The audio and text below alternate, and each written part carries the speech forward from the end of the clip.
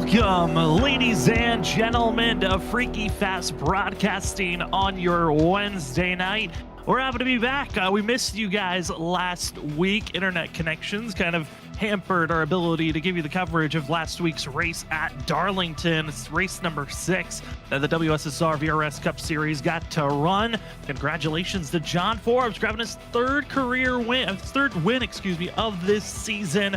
Trying to continue on a career start in the WSSR for himself, as drivers had some interesting moments at Darlington with 7 cautions, had 5 lead changes, 4 different leaders, and like I said, it was ultimately John Forbes coming up with the glory.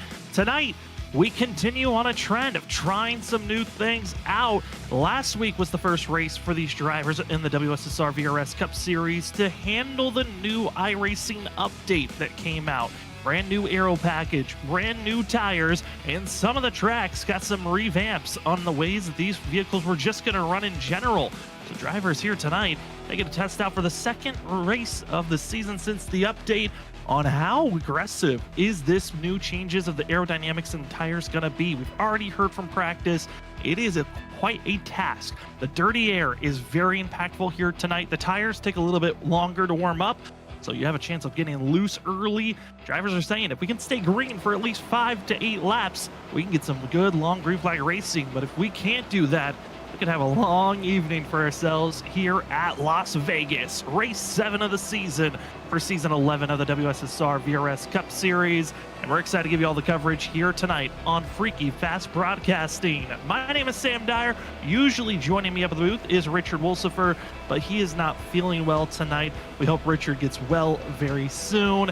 As joining me this evening, going to be rocking some double duty, will be Robert Moyer Jr. And Robert, exciting racing that we get to see. I know you've been watching a little bit of previews with our new series we've had on Tuesday nights with the BRB Cup Series. But tonight, first mile and a half where we get to see with these WSSR VRS Cup Series drivers, and it's Las Vegas. And I'm excited to say the track is cool, so these drivers have an attempt to try to race on this track. Yes, yeah, we're going to see how this all plays out, like you said, Sam.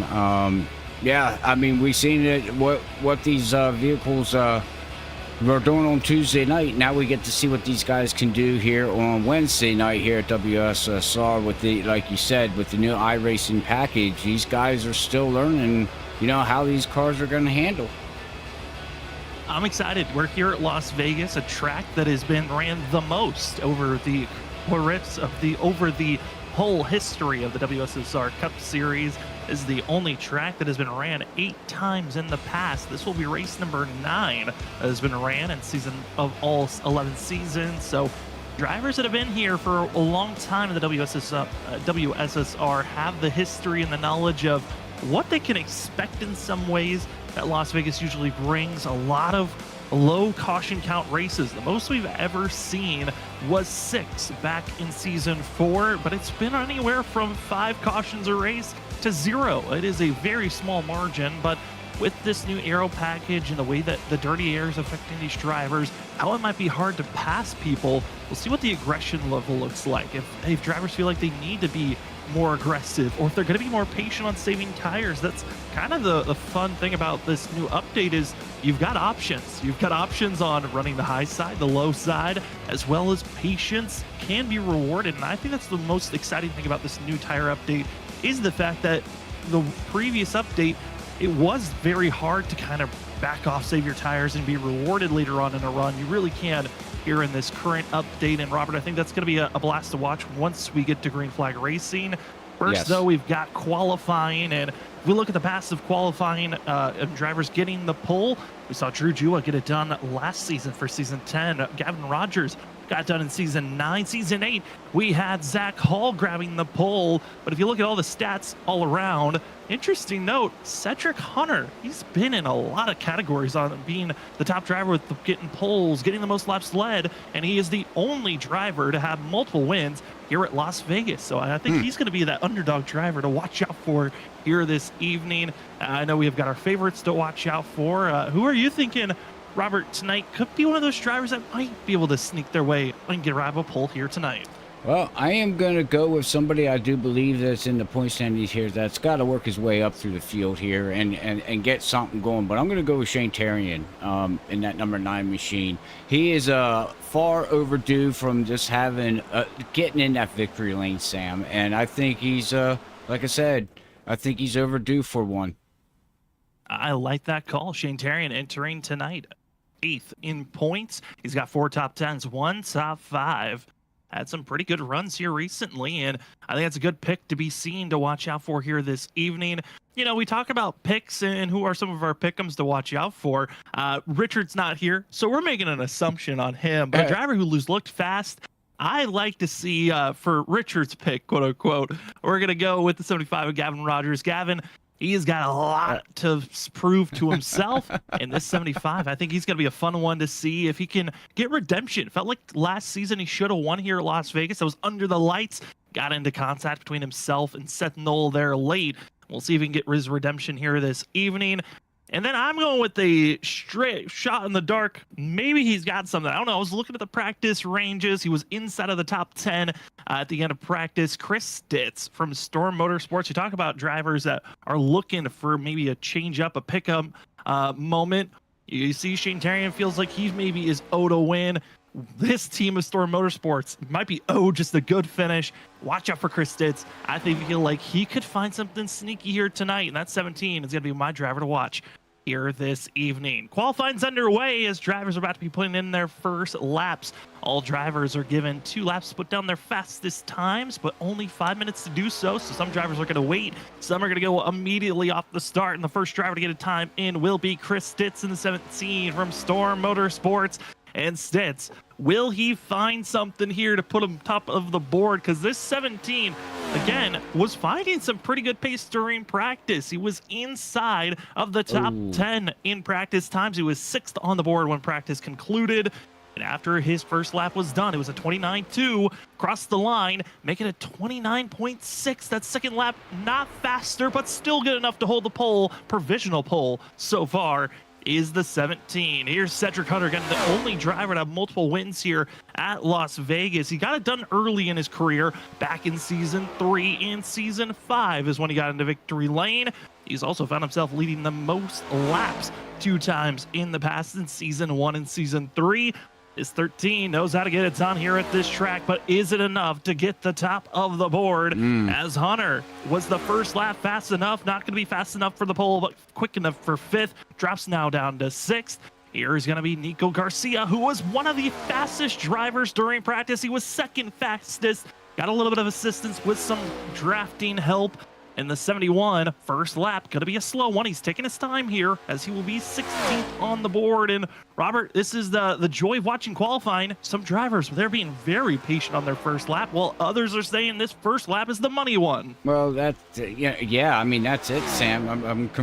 You know, we're all learning this new vehicle here with the tire model and everything because some people want to take it easy and think the second lap is going to be the fastest lap, as Nico puts it up with the 29.2. So yeah, he went from 15th to 1st on his second lap there, Sam. And that's the fun. Some drivers, I think they're noticing if you want to have a little bit of extra grip, you kind of have to throw away the first lap and kind of save your rubber to go full bore on the second. Other drivers, they feel like they want to have a little bit of a loose vehicle, so they're going to go full bore on their first lap. As Seth Knoll will drop to 3rd place after finishing his 2 laps of qualifying with a 29.251 for the 88 machine. Jared Talmadge came up 2nd last week at Zarlington as his teammate at John Forbes got the win. The 27 showed some good speed, and he has been a driver who has been finding more and more sneaky speed. Talmadge 5th in points entering tonight. He's got 3 top 5s, 3 top 10s, and can he add and pull to the top of the board for the 27? Not going to be good enough for the first lap. He's still got 1 more to go as that 27 with a 29.3. He's going to go quick for both laps. Here is the driver with the most wins entering this evening. 3 so far this season. Winner of last week, John Forbes. Didn't get the pole last week. He's trying to find himself getting the pole this season. Yet to do so. He's gotten the wins, but What he a hasn't stat. gotten the track position. Can he find himself on top of the board? The one machine, can he cross the line and find himself top of the line? First lap didn't count. Will the second? We're waiting for the confirmation, and he will qualify 15th. 15th. Is John Fourth. That is Wow. a shocker to see Robert with seeing the one again.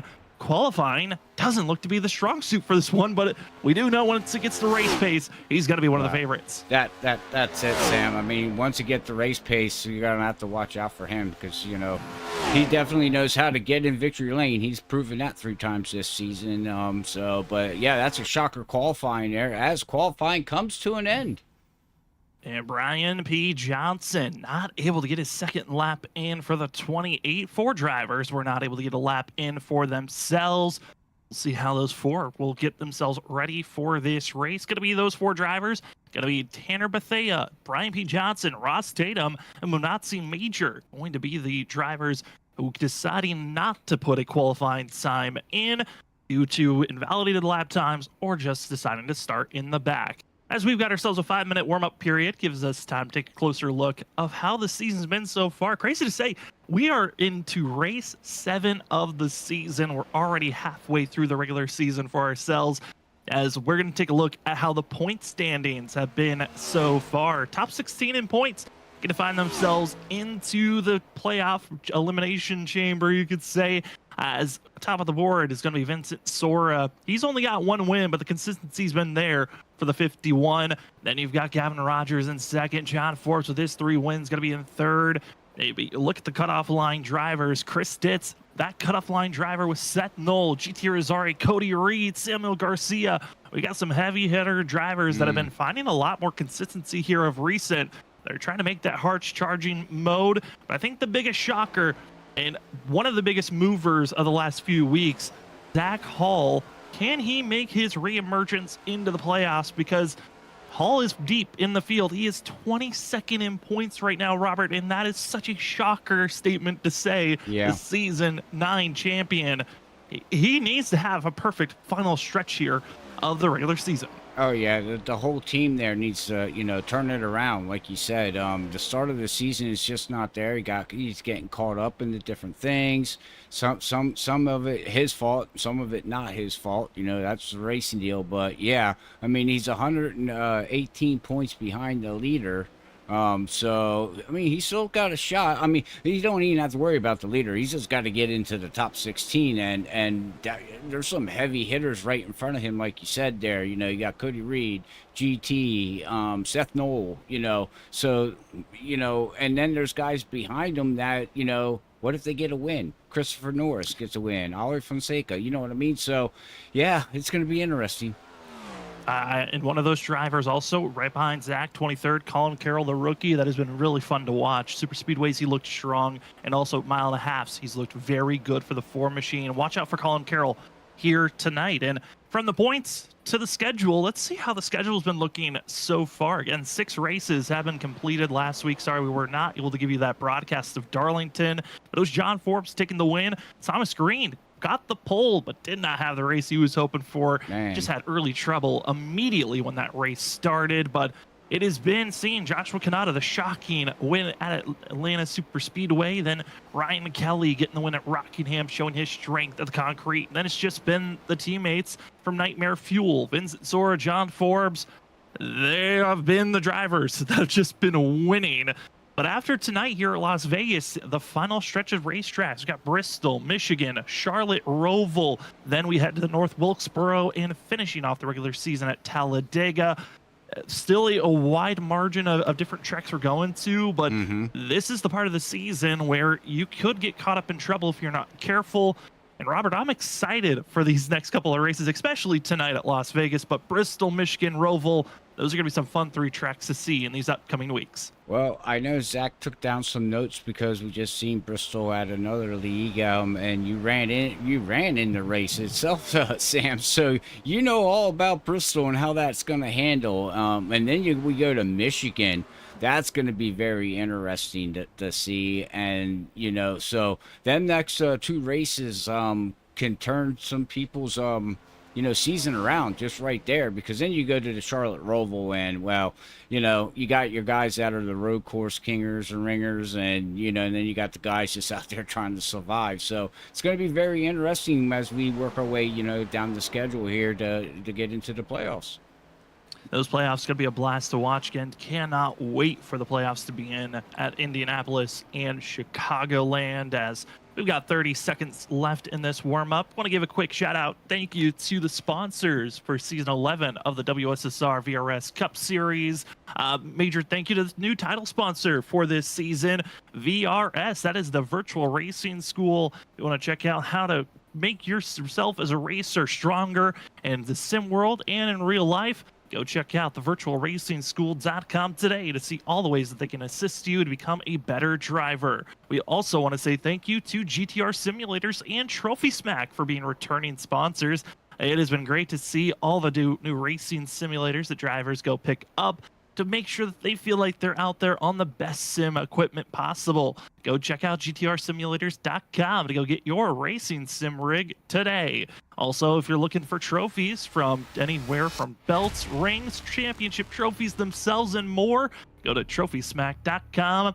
Check out their wide range of selections. If you need personal items made with 3D printers, well, Sim Precision Prints has got you covered. Happy to have a new sponsor with us, Zach Hall, our very own, a part of working on creating Sim Precision Prints. Go to simprecisionprints.shop. Go check out all their wide selection of 3D printed items that you can get.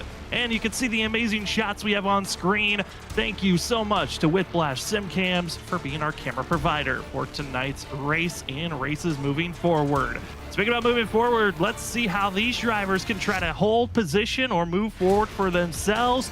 Here's your starting grid for Race 7 of Season 11 of the WSSR VRS Cup Series at Las Vegas.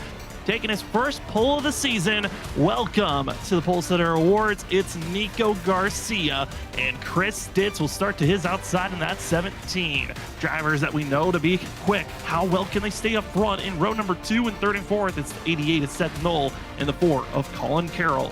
Behind them, we find in row number 3, it's the 5 of the 20. In 5th place is the 22 of Colby DiCarlo, as well as Jarrett Talmadge in 6th.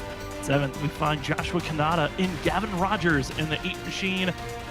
Behind them, we find ourselves with Kyle Rochelle in the 41 and Thomas Green, pole sitter from last week, starting 10th and finishing out our top 10. 11th, we'll find the 38 of Christopher Norris with Douglas Newbigging, going to be in 12th. 13th, we find the 51 of Vincent Sora. 14th is the 3 of Ryan Kelly. 15th place is our current past champion, the number 1 of John Forbes Jr. And 16th position, it's the 67 of Larry Yingling with Cody Reed in 17th place.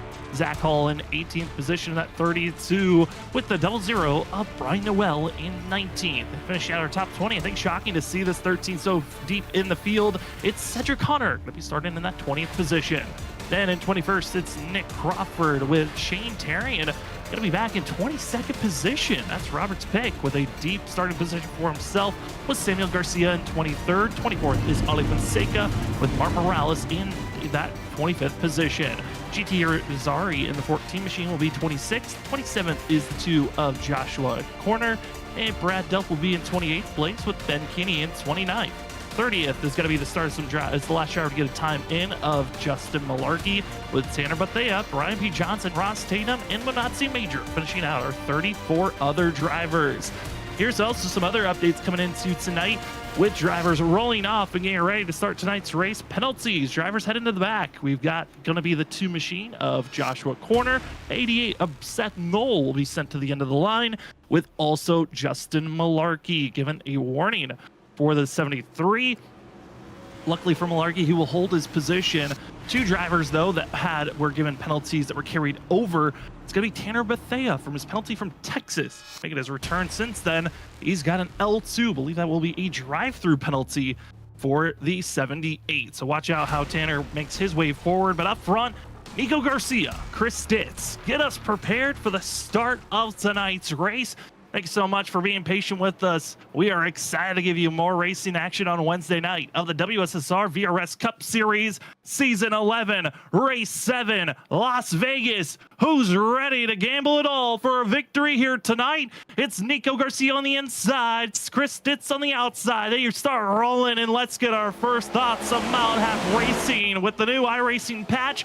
How solid will the pack be? We're already 2-3 wide in the middle of the field. Garcia with a great launch off the exit of turn 2. The 71 is clear, and gotta say, Robert, that is a clean first 2 corners. First 2 corners, but we got to make these next 2 corners here, Sam. Like you said, nice and clean right now. Got a cars going on high, low. Looks really good right now as Nico is going to keep it up there in the front, and he's going to lead his first lap of the season, I do believe. Nico Garcia trying to turn his season around, but behind him in his mirror, it's looking like a Christmas tree. You got drivers 2 wide, 3 wide, some even tempting 4 wide on the front stretch. For now, it's all the 71, but here comes Chris Ditz in the 17, trying to rally back. Colby DiCarlo going to be also ripping the outside, and here's going to be the early decision. How long do you want to stay on the outside? Do you want to stay low and protect your tires? It's going to be a back and forth, and for some, it's simply searching for clean air so your vehicle feels like it can turn a much cleaner. Because if you got a driver directly in front of you, that dirty air makes it to where these cars just don't want to drive proper. Tanner Bethea finally going to be able to exit out of pit road, going 1 lap down. He's going to need a quick caution. We will have one at some point as we have our stage break at the end of lap 35. Drivers also have 4 extra sets of tires in pit road, no fast repairs, and it is going to be a quick 35 laps if we stay clean and green. Question again, Robert, is when will we see the swing of drivers that are pushing aggressively here early on, those that are being patient? There will be a swing. The question is, when will it happen? How quickly will it happen? Well, that is the question, right? We don't know, and we're going to learn as these guys go, but I would imagine these guys that are going full sail right now, running the high line, getting all the speed, getting all the track position, I would say probably about 10, 15 laps, these tires, you might see the swing then, because, you know, there's so many factors going into this car now. I mean, we got so much we can talk about, Sam. You know, you got the dirty air. You got air that you could pack up behind somebody. The side drafting ain't there much more. How long does the tires last? You know, there's a multiple list that these guys are going to be learning in the first 35 laps, and you'll see the difference. You know, I do believe the second half of the race, the guys that are said, well, I drove this thing way too hard. Yeah, and also another factor, we're here in Las Vegas, known for being a very hot track. We bring up the weather. This is a shocker for me. It is a very cold day that these drivers are racing in. I mean, look at the air temperature. We're in Las Vegas. We're in a desert. 69 degrees air temperature. Track temperature is at 80. There is a lot of grip that these drivers have underneath them. And with this tire model and the way that the aero works, a lot of grip. For some drivers, it's going to give them great success. For others, they might find themselves overdriving these vehicles early on, and they can be hurt much later in the run. So with a cold track, who is being more patient? Well, those that are being more aggressive. Cody Reed, driver I was talking to before I got ready for the broadcast, wasn't really sure on the knowledge of this race, on how this 25 machine was going to run. But after a few laps on track, felt like, hey, tonight's going to be a fun one. That 25, known for just willing to drive as aggressively as he wants, he feels like that aggression could be assisting him here tonight. Falling back to Zach Hull in the 20, in the 32, the 9 of Shane Terrian, much further back in this run, back in 20th place. Shocker to see these types of drivers this far back. I mean, a few weeks ago, this 4 cluster of drivers, Hall, Terrian, Ollie Fonseca, Brian P. Johnson, they were all running to be inside of the top 10 just a few weeks ago. Now, just challenging to be inside of the top 20. Well, yeah, I mean, the major difference there, right? But it also could be that they're thinking the big picture, right? Let's ride in the back and let's see what this car is going to do. You know, like we noted on before there, Sam, you know, they have a stage coming up. So if you're back here, you know, that's probably what these guys are doing, you know, just sniffing out and figuring out what the car is going to do. As it looks like we got Martin up here in the 91. It looks like he just scraped the wall, and I do believe watching tonight, I think that's going to be the dangerous corner. 1 and 2, you can really let this car, slide out, not hit the wall, and carry your speed. As you got Ross Tatum looking down below there, but coming out of 3 and 4, Sam, I do believe these guys, you get that dirty air, this thing just starts sliding up towards that wall, and you're going to see guys scraping that wall. Yeah, we got a couple of people back here that, again, we're expecting them to make the hard charge going forward, as we got Seth Knoll also back here in 31st position, qualified 3rd, and now up to 29th, getting by Justin Malarkey, Ben Keeney, just trying to make their way forward as quickly as possible. This 88 is going to get a lot of good knowledge. If you can find a way to get through this field, I know it's not going to be until the end of the stage, maybe even after the stage, before we see this 88 instead of the top 10 again. But he's got to survive this march going forward, and recognizing how important track position is as a lot of this field. I mean, we're talking about drivers that are outside of the top 20 right now, but inside of our top 10, we are not seeing a crazy amount of movement going on between our top 3, as Nico Garcia is up to a half a second lead over Chris Stitz. Other drivers that are battling back and forth, it's the battle for 4th on back. Joshua Kanata, Jared Talmadge, Thomas Green, Vincent Sora, as well as Kyle Rochelle, Colin Carroll, Kevin Rogers. That's currently your top 10, with Vincent Sora, biggest mover inside of the top 10, up 6 positions from where he started. Now seeing his teammates of Jared Talmadge, Thomas Green right in front of him, as Talmadge, Green, they're keeping it close, and that's a tight squeeze off the exit of the corner that you really don't want to see between these drivers, especially with net code being a factor in racing. As we're seeing, going to be Jared Talmadge, Thomas Green side by side still, and there's that peaking 51 of going to be Vincent Sora trying to find a way to get through. He's trying to find a way, but, I got to give props right now, Sam. We're 14 laps into this race. It looks like these guys came prepared. Just a good job, relearning a car from basically brand new. As Vincent Sora looks like he's going to try to duck it down underneath Talmadge here, and it looks like he's going to be able to clear him. But yeah, I mean, these guys are looking really good, and it looks like everybody came prepared. Came prepared and are just trying to survive. One driver though having early troubles. That's GT Rosarii, trouble off the exit of turn 4 here recently, as looked like he got a little bit of what we're going to call getting arrowed loose. It's when a driver gets right on the rear bumper of another machine. We're expecting to see it here. Going through 3 and 4, gonna see this 14 running low, and it's Justin Malarkey just packing the rear end, getting extremely close, and that's gonna loosen up this 14, and he's trying to hold on. Luckily doesn't throw it to the outside and overcorrect. Great save by the 14, but that's a new factor that has come in with this new update, is you can get the driver ahead of you extremely loose if you just come in with a lot of momentum and speed and do a little bit of arrow packing on the rear end to loosen them up. Yeah, and that scares me, Sam. Honestly, I was watching this stuff and being up in the booth and everything, seeing this arrow packing and the way that is, man, that, you could be out there just doing your thing and running, and all of a sudden a car gets up behind you and you're going around, so I mean, you're going to have to learn how to really pay attention now on what cars and how close they're going to get to you, and hope that they don't pack the air, and get you loose like that. Like Vincent Sora right now, he's trying to do the side draft, and I think it worked a little bit there.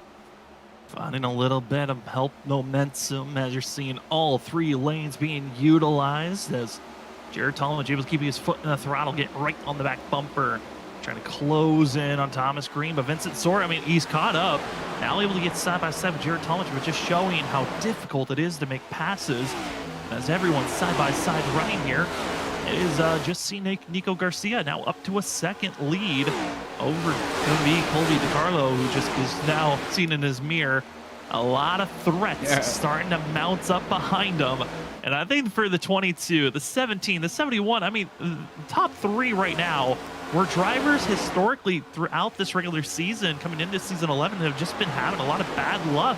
Yeah. This is a very strong start for at least their top 3 currently. Oh, most definitely. The top 3 is looking really good. And if they can get this, and keep this going, all throughout the whole night here, they could have the best finish of the season. I mean, we got Joshua Kanata, like you said, Chris Stentz, great run right here. And Nico, like you said, he's way out. He's got almost a second lead right now. As now we're going to see a battle for second position, but Nico right now is out there with that 71 in clean air. And, you know, I was told actually last night from Zach Hall that, you know, clean air is the king. King is, you know, that's just it. You get in clean air, you're good to go. Yeah, you got a lot of more options than those that are in dirty air. Able to really save your equipment a lot better. You can push and be aggressive and then back off, and you feel like you've got the zone, a wiggle room that can just throw away your race or use your equipment a little bit more aggressive. While those that are stuck in the draft or in battles, you have to use your equipment and use a lot more tires to try to get by people than you did in the past, as well as you're just having to make a lot more aggressive passes and modes that really affect your vehicles on the run. As you're seeing 3 wide for a quick moment, as Vincent Sora going to be powering his way through the center. Joshua Kanata trying to stay attached to the 51, as Kobe DiCarlo going to be finding himself losing time. Same for Jared Talmadge. And we're starting to see a little bit of that swing and that pendulum moving here 22 laps in. Seeing some of those drivers that were once gaining time in the first 8 laps now starting to lose a little bit of ground. Everyone's still pretty close on times of those that are in the top 3 currently. And this has been awesome to see. Here's another driver that was trying to make his own change in luck. 41 of Kyle Rochelle. He's starting to find some speed. That is awesome to see. And then, as well as you were just showing there, the battle for that 10th place position, it is getting very hectic. That 1 bonus point, it's on the line. We're closing up to 10 laps left in the stage. And Christopher Norris seeing the 4 right ahead of him, but also behind, it's Douglas Newbigging. And that's a risky game to play now with these new updates as the 38. Well, I don't know how much you want to be testing Douglas Newbigging because he's been having a rough season. He might be fed up and might give the bumper to somebody. Well, that's what I was thinking. Oh man, tonight is a bad night for me and Sam, or a good night if how you want to look at it, because I was thinking the same thing, Sam, and you took the words out of my mouth. I'm like, I don't know, Christopher, how much you want to beat and bang with that with Douglas, because Douglas won't take it. He will come back at you and beat and bang you, not wreck you, I don't think, but still, that is, you know, you're playing with fire there. Yeah, I don't think it will be intentional, but certainly Douglas, here it comes. His biggest enemy is himself most of the time.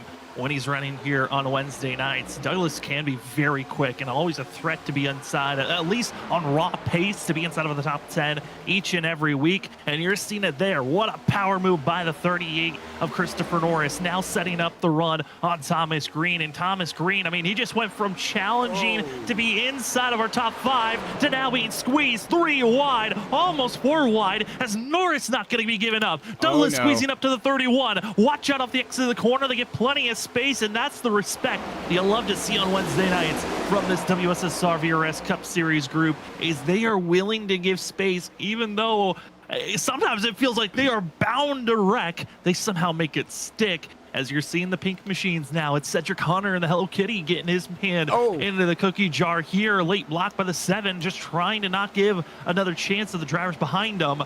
And Douglas, Cedric Hunter, former teammates and allies a few seasons back on Lucky Duck Motorsports.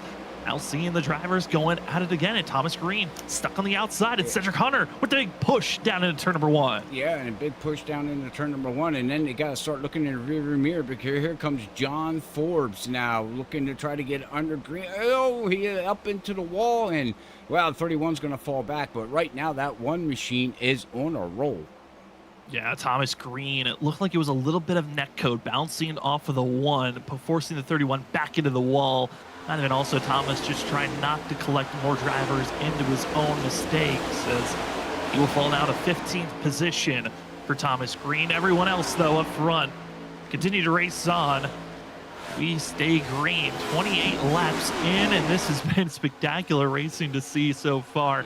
Everyone trying to bounce forward and back. Vincent Sora, one of our biggest movers so far. Our biggest mover here in the first stage of our Whiplash Simcam's biggest mover so far actually would be the 28 of Brian P. Johnson, who runs in 17th. And he is he's starting to see in his mirror that action that was on screen, that back and forth between Seth Knoll and also going to be Brian Noel going back and forth. But I gotta say, Robert, I mean, up 15 positions for a driver that didn't get his time in This has been a great cruise for the 28 machine. That it has, and then you go back here, you know, you also got Brian, like you said, Brian Knoll here, trying to work his way up through the field here back here with Nick Crawford, somebody we haven't talked about yet tonight. Ollie Fonseca's trying to work his way up through. But with 30 laps into the books with 5 laps to go into the stage, I thought the pack would get more spread out. I am still shocked how these cars, with everything, that it's still pack racing. Yeah, our top 5, I should say, really did split off away from everyone else. There is a lot of gaggles and packs that are mixed in between. But I would say 6th all the way back to 26. It is just a 3 to 4 second difference between all these drivers. They are putting on a show, and here's Gavin Rogers ripping the top, and it's DiCarlo who's really in trouble. Those tires and Cedric Hunter are going to be forcing the outside wall after contact with the 4 machine.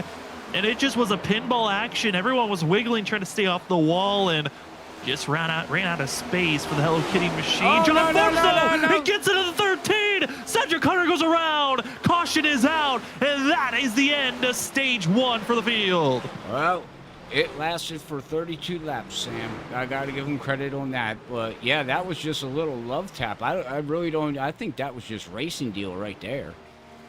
Yeah, I mean, I think John got into the throttle earlier than Cedric. Cedric was still trying to catch this thing, and there just wasn't enough room for both drivers. There's the initial incident that happened with Cedric trying to stay off that wall, gets into the 4, forces him back to the wall, and then it's just John's running fast. You're going to see it side by side, just throttles up, this grazes the 13, and those are those fine moments where you're trying to pinch the driver to the inside. That driver to the inside is trying to throttle up, and there's just not enough real estate for both drivers there with the actions they were both trying to make. But with that contact, with everything coming to an end there, that was within our 5-lap window of in between lap 30 to 35. If there's a caution, that will count as the stage. And Nico Garcia was your leader at the time of caution.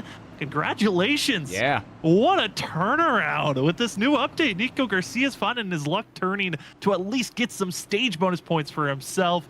Congratulations to that 31 machine. Chris Stitz finishes 2nd at the stage. That's incredible. With Vincent Sora, Joshua Kanata, Jared Talmadge, Gavin Rogers, Kyle Rochelle gets 7th. DiCarlo gets 8th. Colin Carroll 9th, and 10th goes the 7 of Douglas Newbegin. As pit stops are underway, get to watch and see. Does anyone make early pit stops mistakes? I know the last time we called these drivers racing, we got to see John Forbes, Vincent Sora. Thinking back to the last mile and a half we ran at Texas, John Forbes was dominant with his pit stops. Who else can find some advantages of how to get in and out of pit road sooner? That might be able to steal an advantage here, as all the 4 tires and fuel for all the field here. I mean, Robert, what a charge, what a run. And it's the one of John Forbes who went with the gamble. 2-tire call for a few, as it will be Jared Talmadge taking 2 tires. Also, John Forbes taking 2 tires. Seth Knoll taking 2 tires. Wow. See, people are seeing track positions more important than tires, which is shocking because that's our final stage. We are racing it to the end from here on out. Yeah. Yeah, I mean, okay. That's going to be interesting to see 2 tires. Like you said, man, I don't know. That's a gutsy call, Sam. I just really think that's a gutsy call. And Nico Garcia, I think, might have been caught speeding out of pit road. Yes, he has. Oh, that's tough for the 71. EOL for himself, end of the line penalty, but we're going to still bring up the 71 machine and get his thoughts of being our stage winner. Nico, we're seeing that you're having to drop back. Not trouble in pit road for yourself, but congratulations on the stage win. How are you feeling after being our stage winner here this evening? Feel pretty good, man. It's good to get a stage win, but I think they just caught me going a couple mile an hour over than I should have been, and just trying to put it all together. But the car feels good right now. This new update's been really good to me, so just hoping we can recover from this and get it back to the front. I mean, you've been looking great, Nico, so far. What have you been liking so far about this update before we send you back to your team? I don't know. I mean, it's not fun for anybody in the back. The dirty air is really, really bad. But when you're up front, you can really manipulate, people behind you. Kind of keep people down to like a tenth to, well, I guess half a second to a second if you can. But this setup is just fun, man. The car feels really, really fun, and feels like there's more grip in it. So it's fun all the way around. Well, we're hoping for the best. We hope to see you back up front, Nico. Good luck on this upcoming restart. Thank you. Appreciate it.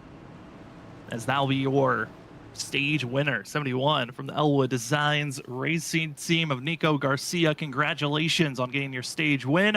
Up front, though, Jarrett Talmadge with a 2-tire stop takes advantage of some drivers making mistakes on pit road, taking advantage of some others taking 4 tires. We'll see, is it the 2-tire call that's going to get you into victory lane?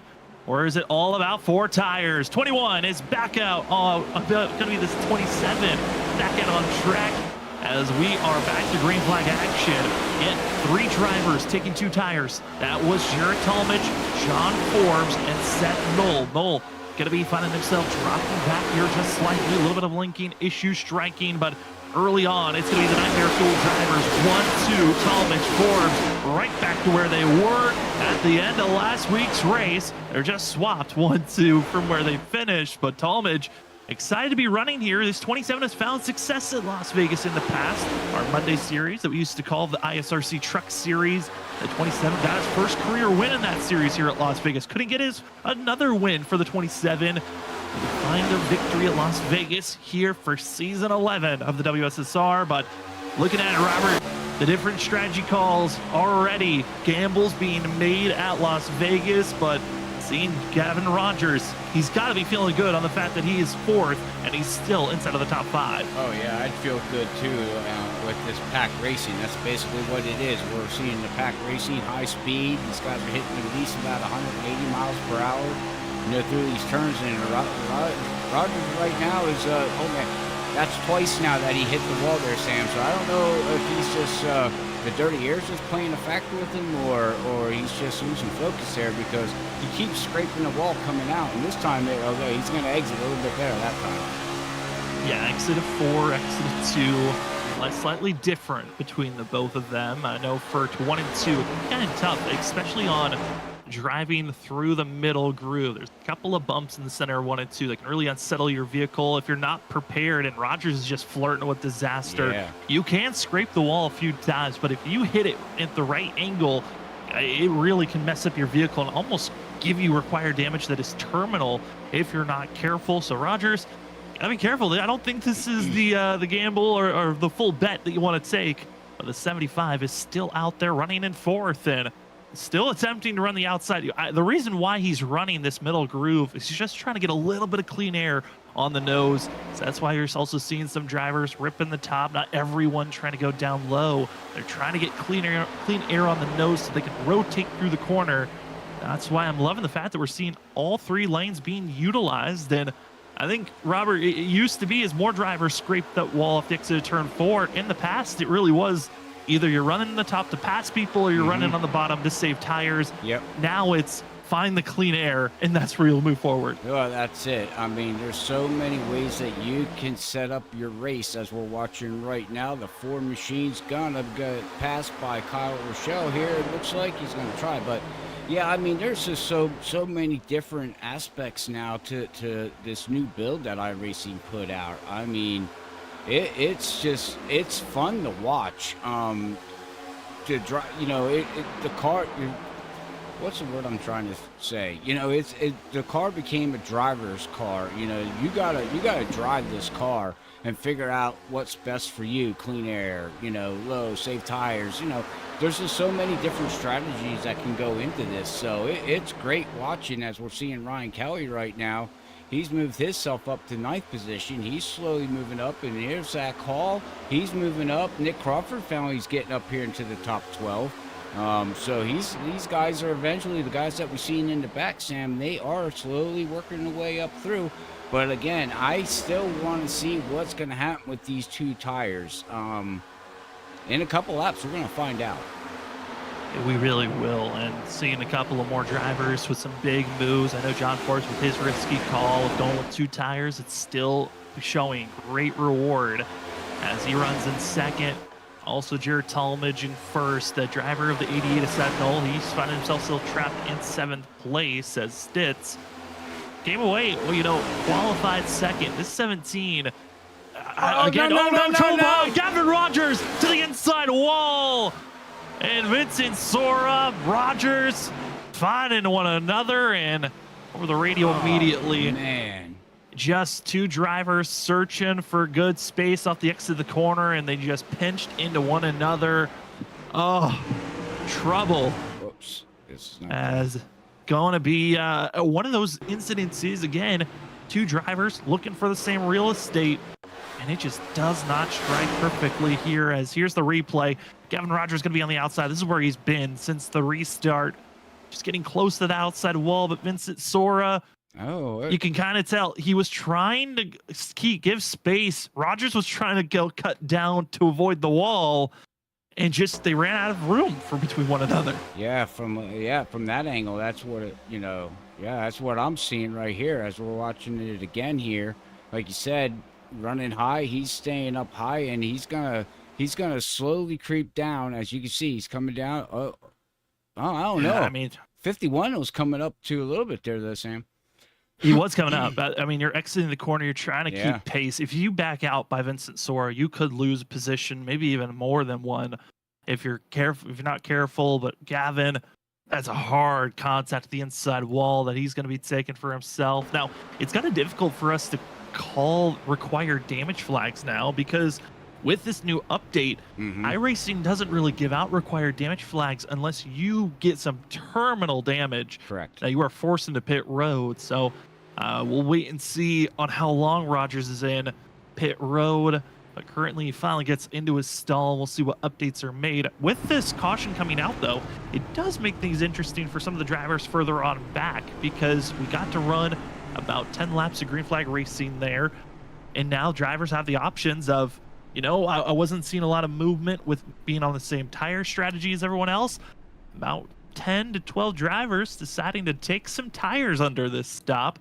So we'll see what marching through the field looks like with having a slight advantage over your competition. Seth Knoll in 21st place will be that first driver who took 4 tires. Brian Noel in 22nd in the 00. He took 2 tires. Joshua Kanata, Nick Crawford, Zach Hall, and Colin Carroll going to be the drivers that are taking 4 tires for themselves. Everyone else further on back just taking fuel and getting ready for this restart. Also, with the new update, it's kind of, you really squint, that new dash that the drivers are dealing with. It has been a controversy for some. A lot of drivers are not happy about the new dash that they have. I don't care. I don't really look at my dash very often when I'm driving these cars, so it doesn't really affect me. I use the digital dash that you're able to put in. That iRacing gives you. That's a separate extra icon or a HUD you can add. But I've heard a lot of drivers, they are irritated that they don't have options that they get to choose from. Well, yeah, I mean, you get used to looking at certain numbers, certain where, certain this and that, and then you go bloop, and you can't change it. Yeah, I mean, you're basically, this is all new. And me personally, I went out and did some laps in this car, and I don't like it. But again, I'm like you, Sam. I use a digital dash. I use an overlay dash, so I cover it up anyway. So if I just turn it off, I could care less about it. Yeah, where my eyes are looking, I'm not looking at my dash very often. There are other things that I'm more worried about than that. But certainly for a lot of drivers, they've got their little things that they rituals they have, things that they need to have as rhythms. And we'll see how much some drivers, we're already seeing the new changes have really helped them out. We're seeing Chris Stitz instead of our top 3, he's keeping that position. Also seeing Kyle Rochelle, 7th place. He is staying inside of the top 7. This is impressive. I'm loving the fact that we're seeing drivers that have had early troubles of trying to even get inside of the top 10, able to stay in where they qualified. As green flag is back out in the air, great launch on the inside for Jared Talmadge. John Forbes caught sleeping, same for Thomas Green.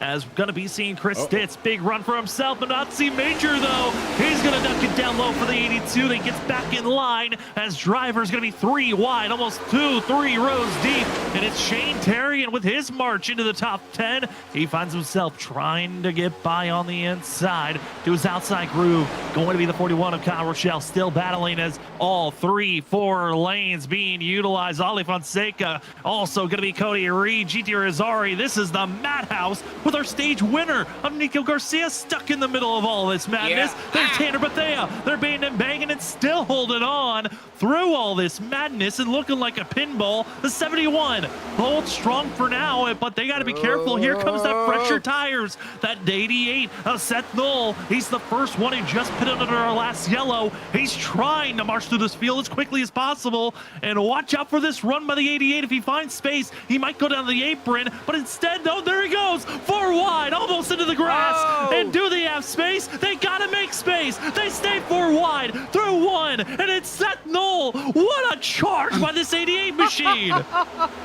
He is not, he says, I'm full sending it, and here we go, ladies and gentlemen. Wow. Hopefully everybody's enjoying this action racing. I knew he was going to attempt it, but I thought it was going to be the next lap. What a power move as Cody Reed blinking for the 20, for the 25. Now it's GT's turn to go down to the apron. He said, I did not want to see that move on me. I'll send it back at you. Can the 14 make this run work for himself? He's tightening up. The fresher tires for the 88 show strength on the outside. And Nico Garcia will follow in suit. Oh, man, this new update, this is a blast to watch. Tanner Bethea now going to be ducking it down low. 3 wide, almost 4 wide. Garcia better get rolling, and Ali Fonseca once again stuck on the outside as more drivers bounce off the wall, and that's going to be the worry. More drivers. With how aggressive we're seeing the racing right now, I'm concerned we're going to see someone hit that outside wall, and it might be a chain reaction that just builds more drivers into this incident. That's what I'm afraid of. You're going to see the chain reaction, like you said, Sam. You know, the way these guys are racing really hard, they're eventually going to get that aerial push and slide up, hit the wall, bounce off of it, come back down, and they're going to collect a whole bunch of other cars. I mean, let's keep our fingers crossed, ladies and gentlemen, as, oh my God, they're going to set it again. Oh, Knoll, use that fresh rubber. He's just sending it in another power move to the inside. He's got the grip. He recognizes, I've got to utilize everything I have. Now it almost gets shipped off to the outside wall as Cedric Hunter, once again, his nose is basically going to be ripped off the front clip at this point with the amount of drivers that have ripped in front of him. Somehow, Cedric's still alive in that 13 Hello Kitty machine. I don't think he's appreciative to all these ways that people are saying hello to him. I don't know why that kitty's smiling on that hood, because I sure wouldn't be, but here we go again. Now Seth Knowles going to send it down low to try to get around the 41, and it looks like he's going to be able to. I mean, he's just power moving, man. This is, how long is this going to last? I mean, eventually these tires are going to have to give up. Yeah, and I'm looking at some of the other drivers that attempted to take tires under that last caution as, Douglas New making hard contact to the outside wall for the 7 machine. He continues the race on. But you see behind, that's Cody Reed, as well as going to be seeing the likes of the 00 Brian Noel. They've also have Tanner Bethea in this. You have drivers that are 3 wide, not giving each other space. They're being banging. Christopher Norris is done. He's giving the bumper, the side slaps to Bethea. And Norris is going to make more contact if he's not careful. And now comes the drivers with fresh rubber. It's going to be the 00, the 74, the 16. They've got the rubber, but they were so patient that they might have wasted all of that extra grip. And there's no chance for it as Norris, once again, another hard contact to the 78. And there goes Bethea. And contact, and Norris with all the contact, he took out his teammate. Nick Crawford involved. Oh my goodness, that is aggressive driving. Christopher, what are you thinking? Bethea went flipping, got into the wall, contacted, and the 78 went tumbling on the backstretch. And that is a worst case scenario. You've got Norris. They've been basically checking one another, and there's the contact, trying to hold steady. Norris comes in, there's the looseness, gets into Crawford, and then gets into GT, and there's the tumble. Gets back into Crawford and tumbles even more. Oh my goodness, Sam. And Christopher Norris, I don't know what got in his mind for this race. We could see the 78. He's trying to save it in. That over-aggressiveness to turn right just gripped up, chipped him over, and you can't even see where you're tumbling until this point when it finally lands on all four. But I mean, Robert, I don't know what happened. Norris he was racing basically with the chicken with its head cut off. I mean, he was going like a madhouse there, trying to take out the 78. And I don't understand why you're doing this. You've got your teammates, drivers that you've raced, allies behind you, and you basically took out your teammate because of a petty dispute with a driver 57 laps into this race. Yeah, I'm trying to go. We'll keep going back a little bit. Maybe we can go back farther. Yeah, I think this is probably going to be the best sign of it, of where it kind of started, because they've been side by side already at this point. Like, and they've been stuck, and here's going to be the body checks that they did on the front stretch that were shocking to see. I mean, yeah, their contact was there, but then the driver's coming back up. And they continue to body check. There's the excessive one. I'm just concerned on why we're doing that. You know what you're doing at this point. He has to come up. Almost takes out Cody Reed there. And then just ramping for no reason. Yeah, that would be a park. And Norris has already been suspended for intentionally wrecking back at race 1 of the season. Yeah, that's right. I'm assuming he's parked for another race. If anything, he could get parked for the season with this type of racing. I understand that you might have issues with the driver, but this is just egregious to see. Yeah. And unfortunately, like you said, we got to get back to live because we're about to go. We're about to see these drivers get the one to go, but that is crazy what we just saw. Yeah, unfortunately, we're not going to harp on it. That's what we have admins for, right? And they'll take care of it. But we're back to we know Norris. We get to harp on him, so that's fine. Well, I know he's probably out in chat. That I do know. And, man. I don't. Yeah, I don't have an answer. But, well, you know what I'm seeing, what I'm really liking about this this new build too, and I seen it on Tuesday night. Different drivers, and you noted on Sam, different drivers are up here running in the front. You know, it's not the same old like we used to see. We're seeing drivers that used to be in the back now into the front. The drivers that are always in the front now in the back. It's it makes it very interesting, and makes it fun for these drivers that, you know, used to run in the back and go, well, you know, I only have a 10th place car, and now they're up 5th, 3rd, you know, running with these other fast drivers. Yeah, it really does make it a lot more fun to watch. Also, the different strategies. I think this makes it so much more important on when you take tires, how aggressive you are early in a run. It's really built a completely different strategy that we get to see for the rest of the season. And with this update coming at the midway point of our regular season, it really does breathe new life to maybe if you had a poor start. As up front, old tires, going to be Jared Thomas, John Forbes, as well as Nico Garcia. Cody Reed blinking very aggressively for himself. We're hoping that gets fixed for the 25. And as he's going to stay low, let the rest of the field go on by. But from 11th on back, Chris Stitz, Thomas Green, and everyone else behind him, fresh rubber. They all pitted for tires. We'll see how well they can launch their way forward as Seth Bull able to get by John Forbes, and now has his sights set on the 27 in the lead position. And yeah, I mean, he always got speed. He had the tires. Now, he did wear them tires off a little bit getting up to this point, but now he's got to try to figure out how he's going to get around that 27 machine and get into that clean air. And then we're also going to wait and see, you know, what Zach Hall and all these guys that got fresh tires, what can they do now? Yeah, that's for Zach. He's part of the drivers that took are still on older sets of tires. He's on 15-lap old tires compared to those that are on 3-lap old.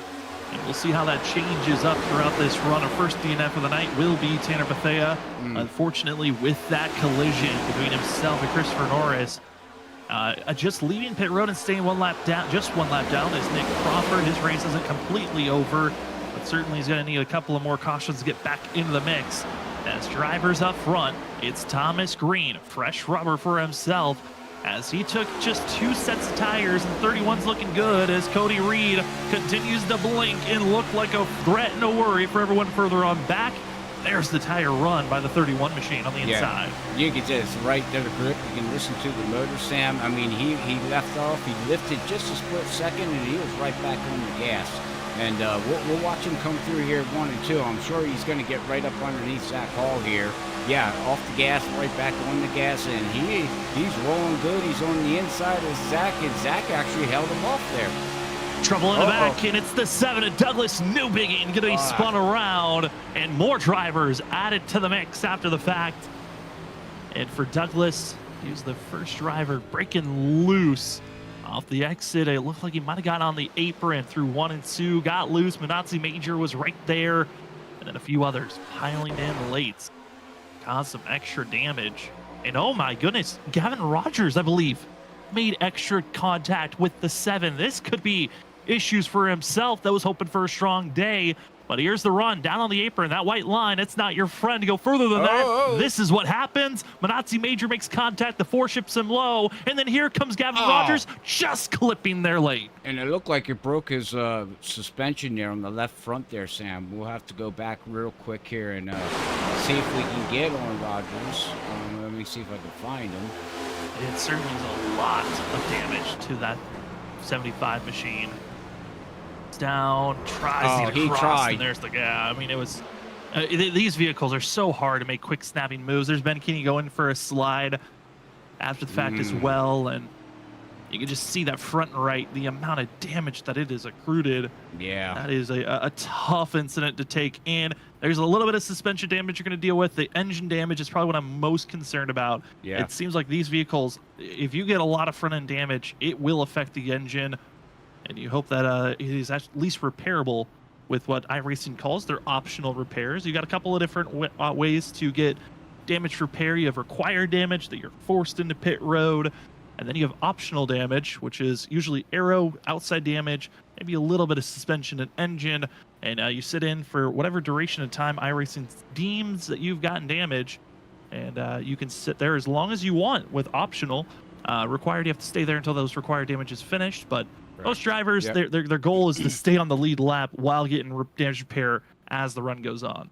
Well, yep, that's the goal. But, unfortunately, they say cautions breed cautions. And, that first stage, they ran 32 laps yellow free. And everything's starting to unravel now here. And action's starting to pick up. I mean, we still got a long way to go yet in the race here yet. They're only on lap 65 of 150 here, Sam. So I'm not sure what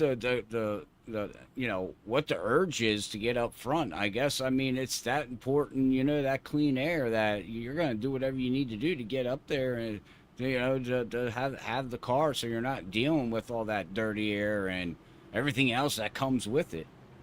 Yeah, it's getting clean air is so important, but also with the different tire strategies we're seeing so far, tires too. Based on what we saw from Seth Knoll, I mean, you want to use those tires quickly.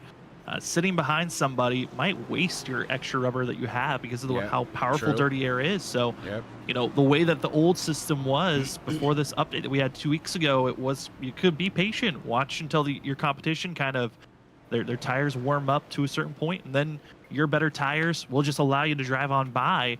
Looks like you've got to be a lot more assertive on these big moves. It's assisted the 88 to be up to second. We'll see if it stays there as Thomas Green, he gets to cool off those tires, and he'll set up on the outside row as it's going to be seeing the likes of John Forbes, Brian Knoll, Noel, as well as Zach Hall. How will these old tires fray into the 31 that's just waiting to pounce in that third row on the outside? He's waiting, and he's going to pounce if he can, because we're getting ready to go back green, ladies and gentlemen. If you're enjoying tonight's stream here, don't forget to hit that like button and subscribe button on YouTube. We'd much appreciate it. And yeah, Sam, we're gonna see what that 88 can do and see if that Jared Talmadge here can hold off a driver that has come leaps and bounds. And here we go, getting ready to go back green. Outside's gonna have a lot of drivers with fresh tires. That 31, the 17, they're ready to go as green flag is out in the air. Jared Talmadge, good launch for himself. A lot of drivers giving some bumps to take off and go. Looks like a little bit of a misshift for the 17. He will give space for the likes of Joshua Kanata and a few others as early dropping to the inside. Everyone trying to get into that white line. This is probably the first time we've seen that of the drivers up front, trying to get single file as quickly as possible. And as quickly as they got single file, they get right back to side-by-side racing. Let the madness ring back out. And you might see the driver back on top of that yellow line. That's Vincent Sora, who's trying to make his way forward, back in 8th place and one of the first to try that yellow line out here on this restart. Well, you got to try it to find out, right? And you don't know if it works if you don't try it. So, yeah, I mean, give him credit for trying something different yeah, we're back side by side, and now Chris Stentz here. He's really, I mean, I'm telling you, this guy really needs a great turnaround for the season. Just in Storm Motorsports itself needs to have some good finishes. I mean, we don't have trouble behind. Oh no, and it's going to be Kyle Rochelle and Joshua Corner slow as exiting out of the corner. Kyle Rochelle, ooh. I don't know if something broke or not. But this is a bizarre wreck for the 41 coming out of the exit of turn number 4. A side-by-side here, trying to make his way forward, and then it just goes straight. What in the world? I might need an onboard, but yeah, that was a bizarre moment for the 41, because that didn't look like it was dirty air that just shipped him that way. It looked like his steering wheel just broke and went straight. Black in screen, line. maybe? Trying to stay, and then no, he actually got hit. Was that netcoat that shipped him up there? I don't know, but he did get hit. What in the world? Let's see if we can. It might have been netcoat something. Yeah. Okay. Yeah, it was netcoat. All he shimmied and it pushed him up. Wow, that was a bizarre. Here we go again. Gonna see that 41 on the outside. Ollie's gonna get down low. He's gonna have a slight wiggle, but he does not make contact. There's an invisible barrier. There's the wiggle. It's a little bit up, and it just pushes the 41 high. Just pushes him, and he tried to steer it left. He was steering like he was fine. I mean, at that pace that he's going, Norris gonna be involved. Our stage winner, Nico Garcia, trying to sneak his way through. Ooh, the 72. Brad Delph with contact, and Garcia got lucked out of that one. Right.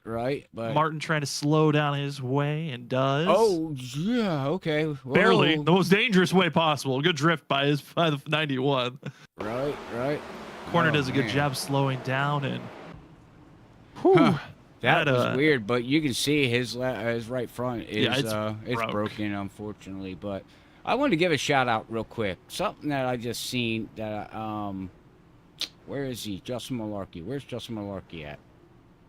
Malarkey is finding himself. Oh, he's... you lose, though, drivers sometimes, where he is disconnected. Well, I was going to give him a shout out because he actually had a paint scheme. Yeah, I believe he did have one last week, but we weren't able to call that race. But it just caught my eyes.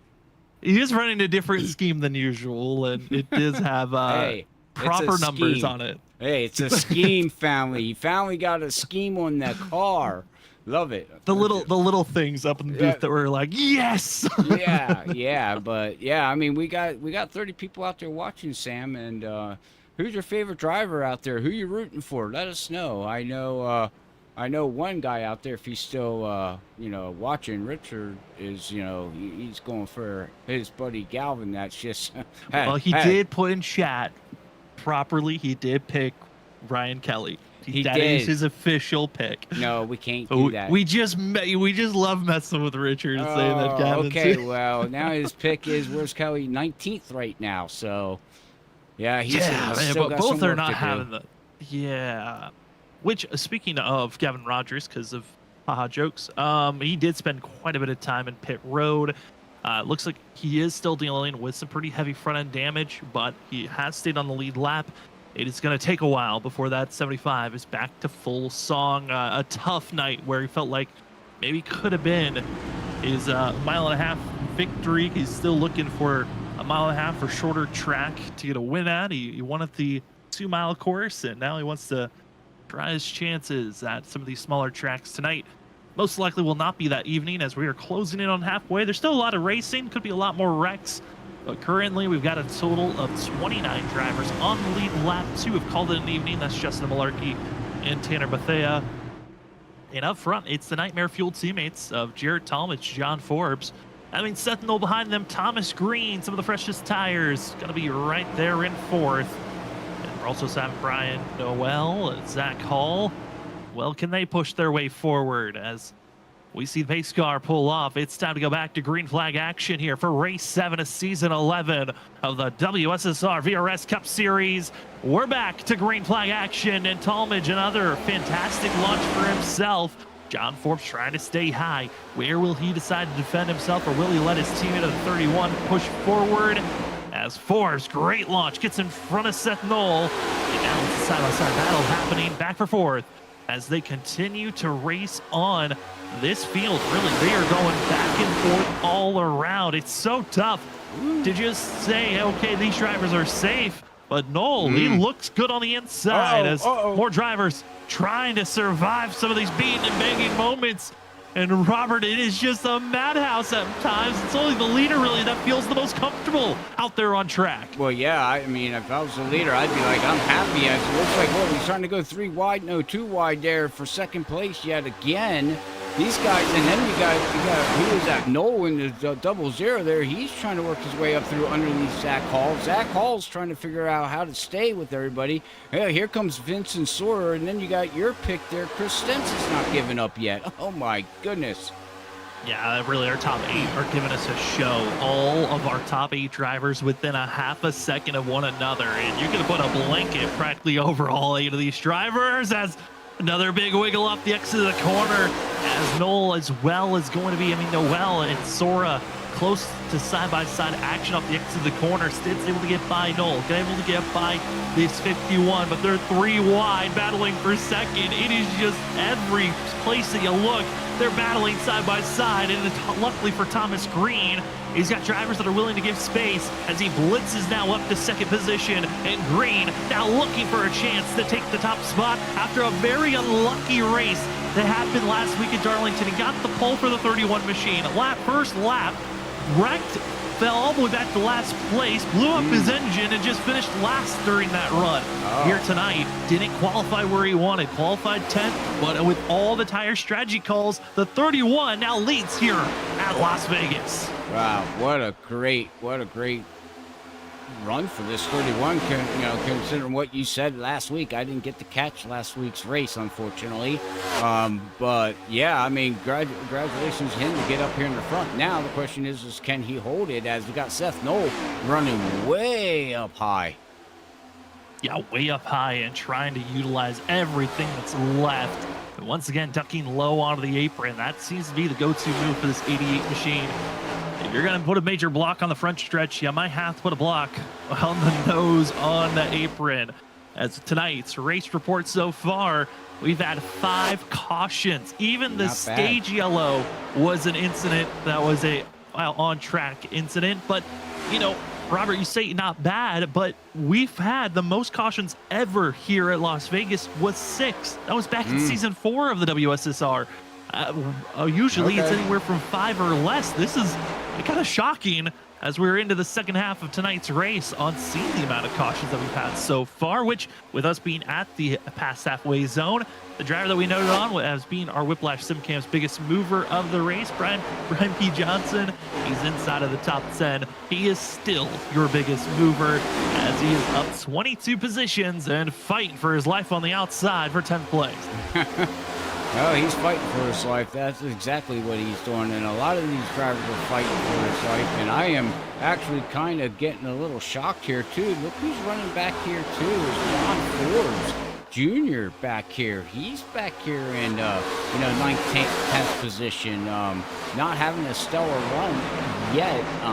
Don't count him out. But, normally you would see him up in the farther in the front is what I'm trying to get to. Well, the reasoning why he was up front, he fell back because he's on 47 lap old tires. He is just trying to just stay alive with other drivers around him on 22 lap old tires, some on 30 lap old tires, and we're seeing this late into a run, those tires not allowing the one machine to stay where he wants to be. Other drivers that are on the same strategy as John Forbes, Jarrett Talmadge in 6th.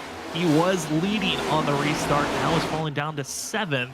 And another driver that also went doing this strategy, Cody Reed, back in 22nd place, is on 48-lap old tires. It's going to be a long night for them, but it looks like they're going with the strategy call of just banking that this race stays green. And when they do make this pit stop here shortly, it is a full pit stop strategy where you've got the advantage later in the run. Most definitely, yeah. I mean, if you can have an extra set of tires or have better tires than everybody else out there. We've seen it with Seth Knoll, you know, how you can go flying up through the field and just make aggressive moves, you know, and pass people to get up to the front. So, yeah, I mean, the strategy's good with them running all the way up here. Like you said, you know, John Forbes is still running in 11th position. You got Jared Talmadge now still, you know, falling back, but he's in P7 right now. So, still looking good as Nico, our stage 1 winner there, is... no, that's actually my pick, Shane Terrian. Yeah, Shane is he's trying to stage. He's very close to that 10th place position, currently battling with the likes of Joshua Kanata as well as Ryan Kelly. Manazzi Major was that Major's machine shop, trying to go duck down low, just not enough momentum for it to work. Instead, it's that Simrap machine number 9 trying to move forward. And yeah, you know, those Elwood design schemes, very similar. There's like also a couple of bright red machines out there that have tripped me up a couple of times. I know Ross Tatum in the 21, he's got a primary red machine that has gotten me where I'm like, wait, I got to confirm who that is. And also Larry Yingling, who has been prominently a red machine. So some of these vehicles trip us up at moments and times. We try our best, though, with seeing everyone racing as aggressively as they can. And that's another driver we didn't talk about much, right? I mean, Larry, you know, he's back here running in 20th position. Really hasn't even been up into the top 10 all evening. So that is... I'm not sure if he's got a game plan. You never count Larry out, but, you know, maybe he's struggling a little bit with this car, too. Yeah, I mean, the different strategies that are being thrown out. Larry, another one of those drivers that's on older tires. He's on 40-lap old tires, as a lot of those drivers that pitted just a few laps after, you know, John Forbes and a few others made their decision to make their last pit stop that they've had. They're starting to get into that zone of, we got to stay out as long as possible. We got to keep pushing for at least another 10 more laps before we make our final pit stop of the night, potentially. And so you kind of are giving up a lot of track position now, hoping to gain it all back later on once you make those green flag pit stops. Currently, Nico Garcia, you kind of saw from that view of watching the outside of this 67 Larry Yingling, that front nose is pushed in. There is damage that our stage winner is dealing with. But those 10 bonus points, they are nice to hold on to, as well as having that lap lead bonus point. Garcia just right now, I mean, based off if he finishes where he's at right now, it would feel like a top 10 based off the bonus points that were grabbed. Yeah, I mean, running in 20th and bringing up to the top 10. Yeah, I mean, hey, you got stage points as that. You know, that's awesome. As do we have Kyle Rochelle involved into something again or no? Kyle Rochelle went into pit road and got service done. It looks like he just left pit road after his damage that he accrued from his wreck that he had earlier before. Yeah, it looks like he's 15 laps down, unfortunately, but you know, we got these guys running in the back.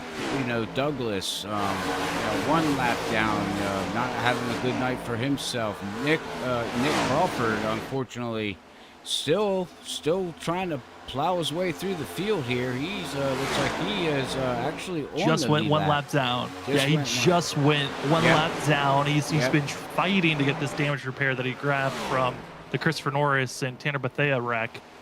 And if he gets a quick caution and he's not involved, he would get that lap back with the Lucky Dog Award. But it is it's a long run, and also for the 74, he's got to be careful because Douglas Newbigging is running decent lap times and will pass the 74 in the next, I believe, 2 to 3 laps to get into the Lucky Dog spot for the 7 machines. There's a little bit on the line for the drivers that are 1 lap down. As as we continue to race on. Side-by-side racing's the 50, as well as the double zero, going back and forth for 15th position of Garcia, and also going to be that's Samuel Garcia in the 50 machine, double zero of Brian Noel. As Crawford, once again, just it doesn't turn. That 74 is broken, and he's just trying to get the best finish he can. Well, that's sometimes you gotta. Not every race is going to go your way, right? And sometimes you gotta scrape and claw and do what you need to do, you know, just to finish the race. You know, wherever you can, and not give up. So it's Ollie there. Looked like he almost got into the wall there, Sam. Yeah, we're over 30 laps on these sets of tires for majority of the field, and we are in that zone where if you did not protect your tires, you are starting to lose all type of front grip. You are struggling off the exit. You're struggling everywhere in the corners. I think the straightaways might be your only saving grace at this point, but you got to make sure you at least get a good exit out of the corner, and we're seeing drivers that we're hoping to maybe advance forward quickly, starting to stall out a lot more aggressive, and we're starting to get to that weird zone of drivers trying to game plan. When do you go into pit road? Because, Robert, this is that interesting part, because we're closing in on lap 100. That will be the time that we're going to see a majority of this field think about their pit stops. Some might push it further than lap 100, but at least the likes of Jarrett Talmadge, John Forbes, as well as Cody Reed, they're expected to pit in the next 5 to 6 laps. Yeah, I was just going to say, what are we looking at on fuel run? I mean, we didn't really get numbers for this track, and I'm sure it didn't change from last time we were here.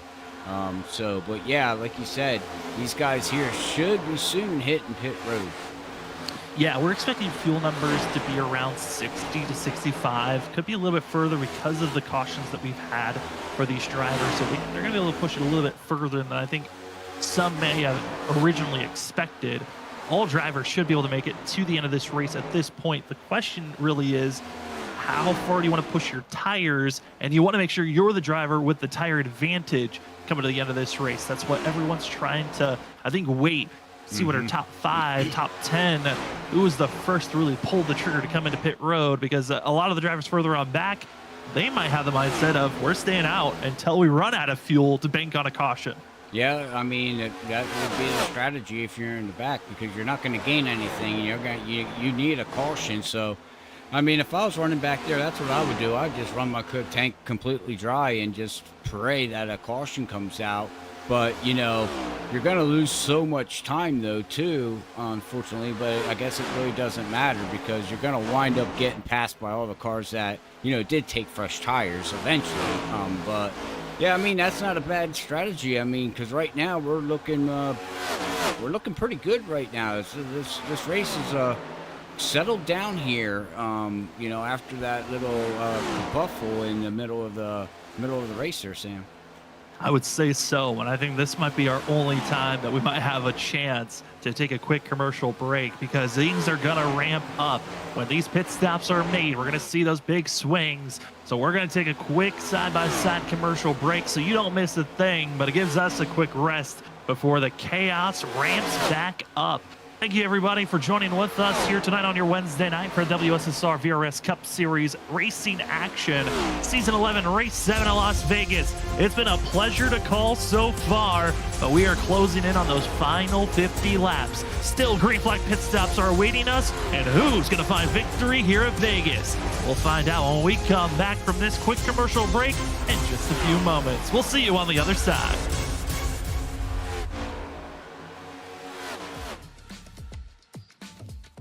These are the VRS Dark Force Pro pedals. So it's a high-end product, stainless steel construction with an industrial aesthetic. Very, very adjustable. All 3 pedals, the pedal faces in terms of height, depth, angle are fully adjustable, and overall pedal angle is also adjustable.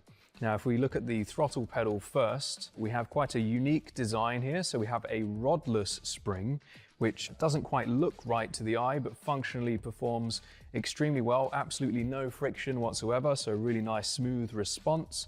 And we have a lot of adjustability here in terms of initial starting force, preload, and also overall force and pedal travel. So if we move on to the brake, we have similar levels of adjustability, a very high-end, heavy-duty construction. We have the blue spring on here at the moment, which tolerates a 65 kilogram maximum force.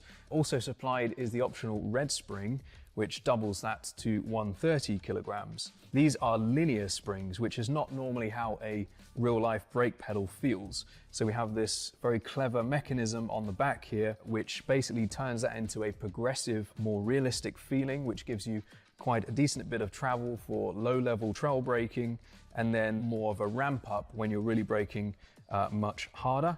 And we have this tie rod at the top, which is fully adjustable, along with preload, so you can really fine-tune that exact force shape to your preference.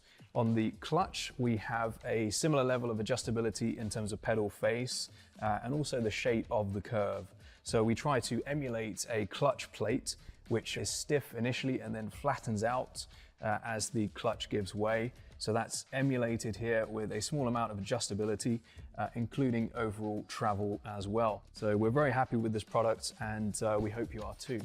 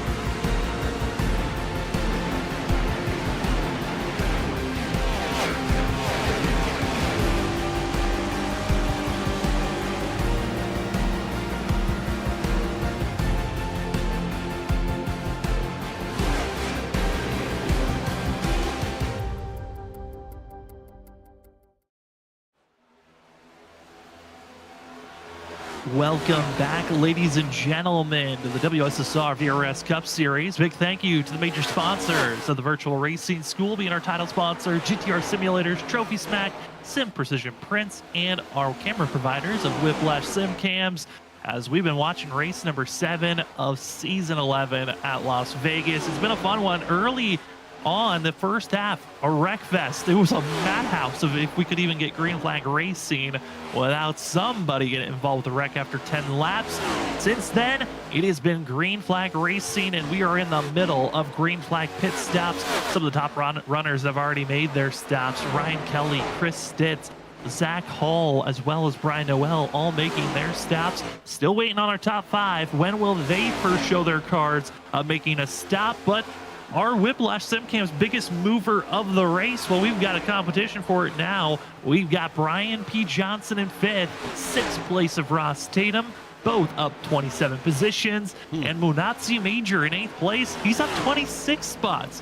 So we're starting to see some names. I know it's because we're in the middle of the pit cycle. It kind of gives drivers some extra positions back, but we're seeing drivers that didn't qualify too well or didn't even put a time in for qualifying, starting to show that, hey, if this strategy works out, if we get a late caution, they could really be gaining some positions here.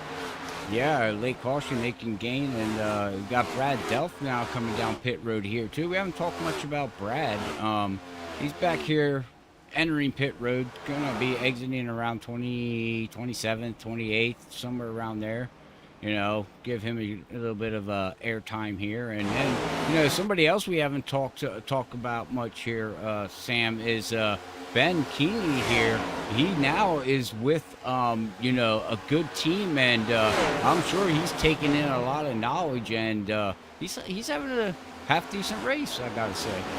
He certainly is. I know for Ben, real life, New York was hit with a lot of really bad storms here the last few days. He's happy to even be able to race. I know we're happy to be broadcasting as a lot of storms have been hitting the East Coast, and Ben is an anchor, but gives us as much meteorologist news as possible. And caution is out, and it's Seth Knoll going around. And it looks like it was trying to enter pit road gone wrong for the 88.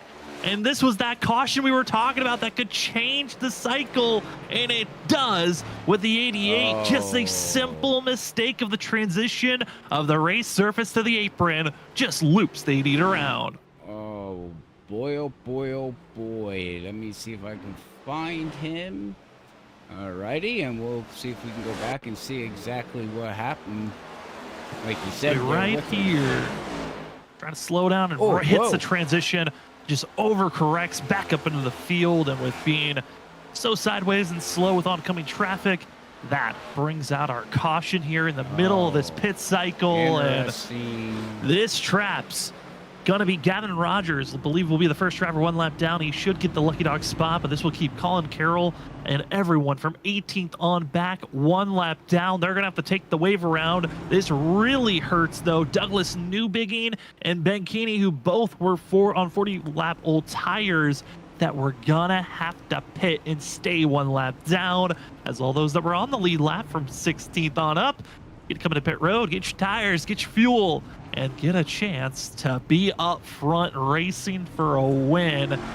But we still got ourselves, I mean, we're closing in on 35 laps to go. And Robert, we've seen already in a 10 lap run, 20 lap run, these drivers will get crazy. And I was just about to bring up the stat of the fact that we've gone to overtime 2 times in the past here at Las Vegas of the 8 times that have been ran. We might have to bat at number 3, that listing of overtime attempts in Las Vegas, because I don't see these guys keeping it clean and green to the end. No, not even close. I hate to say it, I wish they would, but no.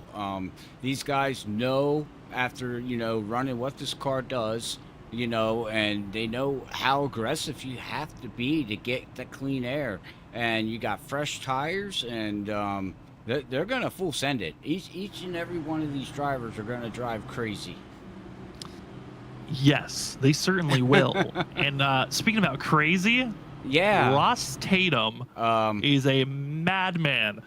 He is doing an intentional move of staying out. This is throwing away his race to hurt others. He's trying to stay out to trap drivers 1 lap down. A few were able to sneak their way through, others were not. That meaning Ryan Kelly, as well as Chris Stitz, Douglas Newbigging, Shane Terrian, a lot of drivers that were hoping to get the wave around that pitted under our green flag conditions, they stay a lap down. Even Jared Talmadge, Brian Noel, Cody Reed, our stage winner of Nico Garcia, Zach Hall, they're all trapped 1 lap down. Colin Carroll's involved with this, and the driver that was one of the favorites to win, John Forbes, is trapped 1 lap down, back in 30th position. Ross, you sneaky dog. And what makes this even more dangerous? Ross Tatum, 55 lap old tires compared to everyone else who's got freshies behind him. This is, man. Oh, please, Ross. Please survive this. We're going to add an extra lap to help drivers get in line, as there was a little bit of confusion on the fact that no one was able to take the wave around. They had to go backwards under this lap. And gonna give everybody just an extra lap of let's make sure we're lined up properly, and Tatum gets another lap to cool off these tires. And Tatum might just take off and go and try to stay up front, bank on a caution, but man, this is a gamble, and hey, we're at Vegas. Might as well. Right, man, that's 3 times now tonight. This is getting scary, because I was just ready to say that, hey, we're in Vegas. What happens in Vegas stays in Vegas, right? So I mean, we talk about drafting different tire and pit strategies and all that.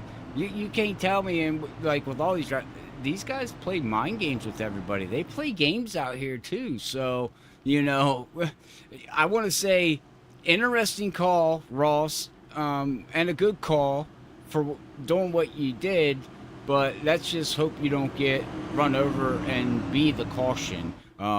That's my only worriment, because these guys in the back of him ain't going to care that he's on 55 lap old tires. Yeah, and driver directly behind him, going to be Thomas Green. If Green gets a good launch, I think we're going to see 3 wide immediately into turn 1. And we'll see how these drivers want to react. I mean, we are going to be having ourselves 36 laps to go when we go green here. Ross Tatum, 56, going to be 57 lap old tires. He does not have the tires. He does not have the fuel to take it to the end. He needs a caution. Otherwise, he's going to have to pit during a green flag run.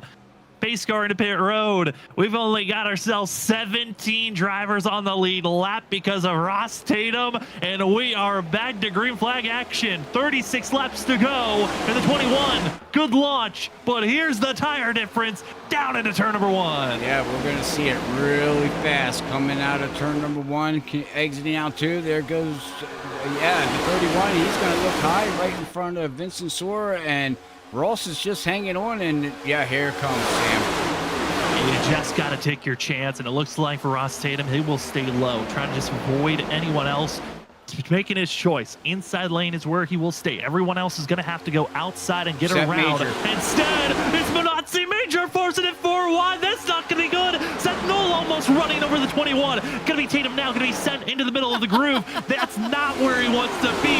That's the pinball zone, and you're about to be stuck with going 4 wide with the chaos behind this 21. Luckily, he finds the space to maybe move up, get out of the way, but they're still 2-3 wide behind, and it's Thomas Green still leading the way.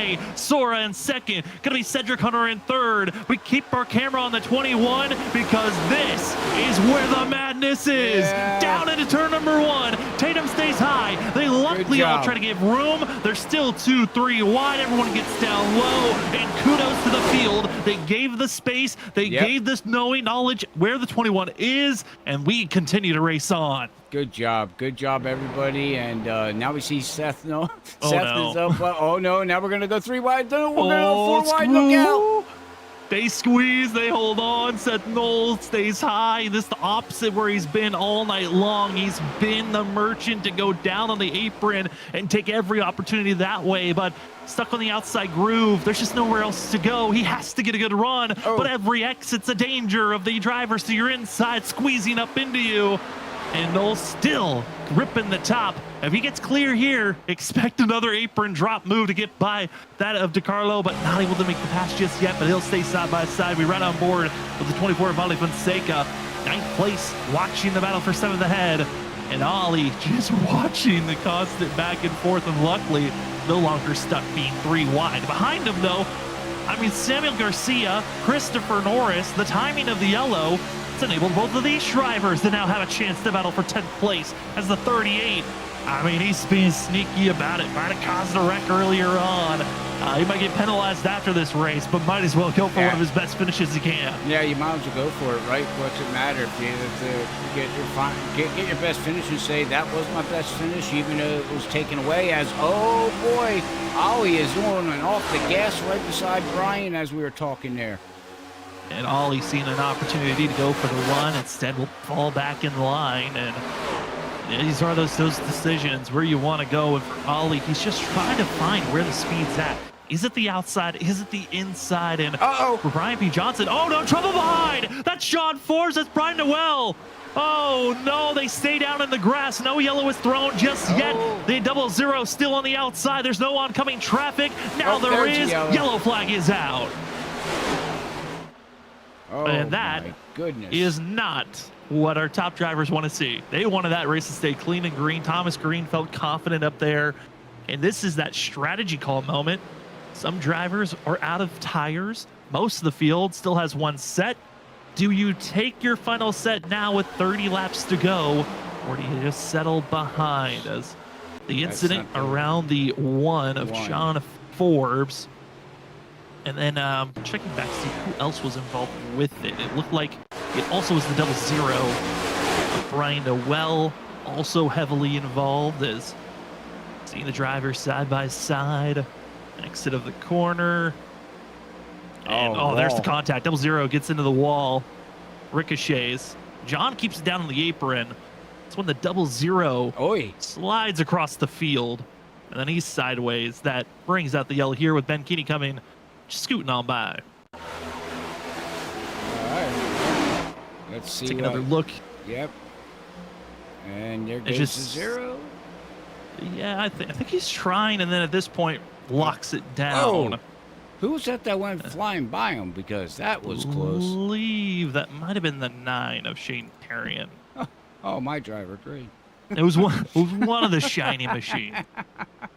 One of them were close to contact. Yeah, but like you said, now these guys up in the front, they did not want to see that. Now they're not going to pit with 20. What do we got? 27 laps to go. When we go green, it's going to be around 26 again. Yeah, it's going to be because we got about 10 laps, about 8 laps of green flag racing there, so should be around. We're going to stack up this time, so yeah, it's going to be 26 laps to go when we go green. Can confirm that driver we were oohing and awing about that drove by was GT Rosario in the 14. Oh. Again, the red machines, they're tripping me up. There's too many reds. Too many reds. I was used to, I think Nico I'm okay with. It's the fact that Shane switched to another red that's throwing me off. I just see too many reds. That's also the way the sun glares sometimes makes everyone look like it's chromed out, and there's only like 2 or 3 chrome red machines. And that's the thing here too. We've been seeing it all night in the camera shots. You know, going down that backstretch. Thank God they're not going the other way around, because that sun would just blind you. Yeah, and each lap and each caution, it just makes it more and more tougher to see. Yep. We'll see how these drivers want to react, but it's going to be the pink machines up front. It's going to be that freaky fast broadcast at 31 on the inside. I just love these schemes that come out from Thomas Green. There's a couple of other drivers that are just like, hey, I'm going to make a freaky fast broadcast machine. We're being broadcasted by them. Might as well shout out the own broadcast. I love that pink. That I like it. It's really sharp. I'm happy that he's stuck with it. That is the one thing, because there was really bad luck last week with the because he was rocking the same scheme, and some drivers they see a scheme and a race go bad, they say, you know what, we're going back. We're going back. We're not running that old scheme ever again. I'm happy that he's rocking it. Yep. Yes, very. And we're seeing run by this 31, but the rest of the field, they're ready. They are excited to get back to racing, as we will have ourselves 26 laps to go here on this restart. Thomas Green, Cedric Hunter going to be those top drivers. A few did take tires under this caution. That's going to be Colby DiCarlo back in 14th, Larry Yingling, Ross Tatum, as well as Ryan Kelly. GT Rosario getting a little bit more damage repair for himself. Chris Stitz, who's 1 lap down, he's back in 23rd. He's one of the very few drivers that are 1 lap down, able to get a pit stop here. Up front, our top 13, all on the same strategy, and one of those drivers that's trying to march his way through, Gavin Rogers, back in that 13th position. Few drivers looking for a career day. Can we stay green? Do we need another caution? Let's find out as Thomas Green gets us rolling down into turn number 1, as Vincent Sora trying to woo his way by the 13 at Cedric Hunter. These two have had magical history around one another at this track in the past in the WSSR, as the 51-13 get in line. Joshua Kanata now going to be poking his nose for a chance. Munatsi Major, Seth Knoll. This is a new category of drivers that are inside of our top 10 that we've seen from all night. Basically from about 4th on back. It's all new as Vincent Sora grazes the wall up the exit of the corner. Ooh, you don't want to keep doing that. Like you said, eventually, man, you're gonna regret doing it. But I got to give a shout out to Cedric Hunter running up here, like you said. You know, you rattled off his stats here at Las Vegas, Sam, and he's looking to add on to, you know, another great race here, you know, in the Sin City. It certainly has been great for the history book for the 13. Same for the 51. This has been one of their top tracks. And oh no! It's Joshua Corner going through the grass. The 2 trying to lock it down. Caution is out as the field scatters by the 2. He locks it down on the outside groove. And luckily no one else involved. But Joshua Corner, again, part of the cluster of drivers that were just trying to go for a career day, caught up with being swamped by lap down drivers. Yeah, unfortunately. Let's see what happens to him, as you got Nico back there, your Chris Stentz, Larry. Not sure exactly. These are all lap down drivers that are around him. Everyone 1 lap down, fighting to get that lucky dog spot in. The 2, last driver on the lead lap. just gets spun around, pinched, and that's such a scary moment for the two. He almost flips there, sees oncoming traffic, but the big thing for the two, he just sees in his mirror all the drivers that have been ahead of him all race long, trying to get by him as quickly as possible. And you're not even really on that different of tires, but you're just hoping that they don't, collect you. But like we've seen all night long, that middle driver, they just turn into a pinball machine, and they're just getting bounced around like the pinball. Yeah, I wouldn't want to be a driver out there tonight and get stuck in the middle, because I'd be yelling and screaming at my spotter saying, "Get me out of this mess." That would be screaming for help. Just hoping the racing gods grace me to get through that incident. With your awesome video that you made that I watched today. Oh, yeah, I don't know if I'm allowed to shout out my own YouTube channel, but Sure, it yes, certainly you is can. fun. Go ahead. You're loud. If you look up Shoutcaster Sam, you can see my own racing, my last to first journey. Oh, it was awesome. You had me laughing. Yeah, I stream my own point of view and cut in some of the broadcasts with my own stream point of views of the Tuesday BRB racing action when I'm out there on track and not broadcasting. Here's the funny thing. Today, I watched it, and I had it on my TV. And I do believe at the beginning of your video, you have a cat meowing. Am I right? No, that was some of the drivers meowing. Okay, well, whoever was meowing made my dog bark at the TV, and he wouldn't shut up because he thought there was a cat on the TV. Oh, it was just yeah. funny. I'm like, no, and I'm laughing, and he's just going nuts. It was just, you had to see it. It was funny. Good stuff. Yeah, if you look up Shoutcaster Sam, that's my YouTube channel, and you'll see the BRB racing journey that I'm going on of me doing full-time racing on Tuesdays that we get to call here on Tuesdays with Zach and Robert up in the booth. I'm out on track usually in last, but somehow finishing in the top 10 by the end. And being in the playoffs with no stage points. Go figure, as we're going to get ready to go back green next time by. Yeah, we're waiting for the base car lights to go off. You know, the fun thing about being commentators, we get to figure out ways to, kill time. Usually it's about stats, sometimes about, just watching how these things go. Yep. And then, sometimes get into chatters, seeing how they're going. We just got a new chat coming in from Jeffrey Fisher. Been looking for a new league running. Ruining your face to burn the field and wave around. Sometimes, you might be running in the back. You might steal a couple of lucky dog spots. That's fine. Yeah. You could go out there and, it's fine. Everyone's learning and getting better. There's some people that are just way too skilled at times, but that's what these top guys that get up front do. You're more than welcome. I do believe all their information, Sam, is for the league there. Jeff is, all down in the link description below. I do believe there's actually a Discord link down there too. If not, I can get a hold of one of the admins and they will shoot you something on YouTube, and just pay attention to a private message. Yeah, you can look down in the description. We do have all the information for the WSSR, otherwise known as the World Series of Sim Racing. Yep. You've got the Discord, you got the website, you have the entry fee as well if you'd like to come out and race, as this is only race 7 of the season, or halfway of the regular season. If you'd like to get out there on track, we'd love to see you out there, as drivers are ready to go back to racing action. It's the WSSR VRS Cup Series Season 11, Race 7 at Las Vegas. We've got ourselves 20 laps to go. Thomas Green, Vincent Sora, Nightmare Fuel teammates going to be in that front row, but it's the pink machines in line. Cedric Hunter with a massive push to the 31 as they head into turn number 1.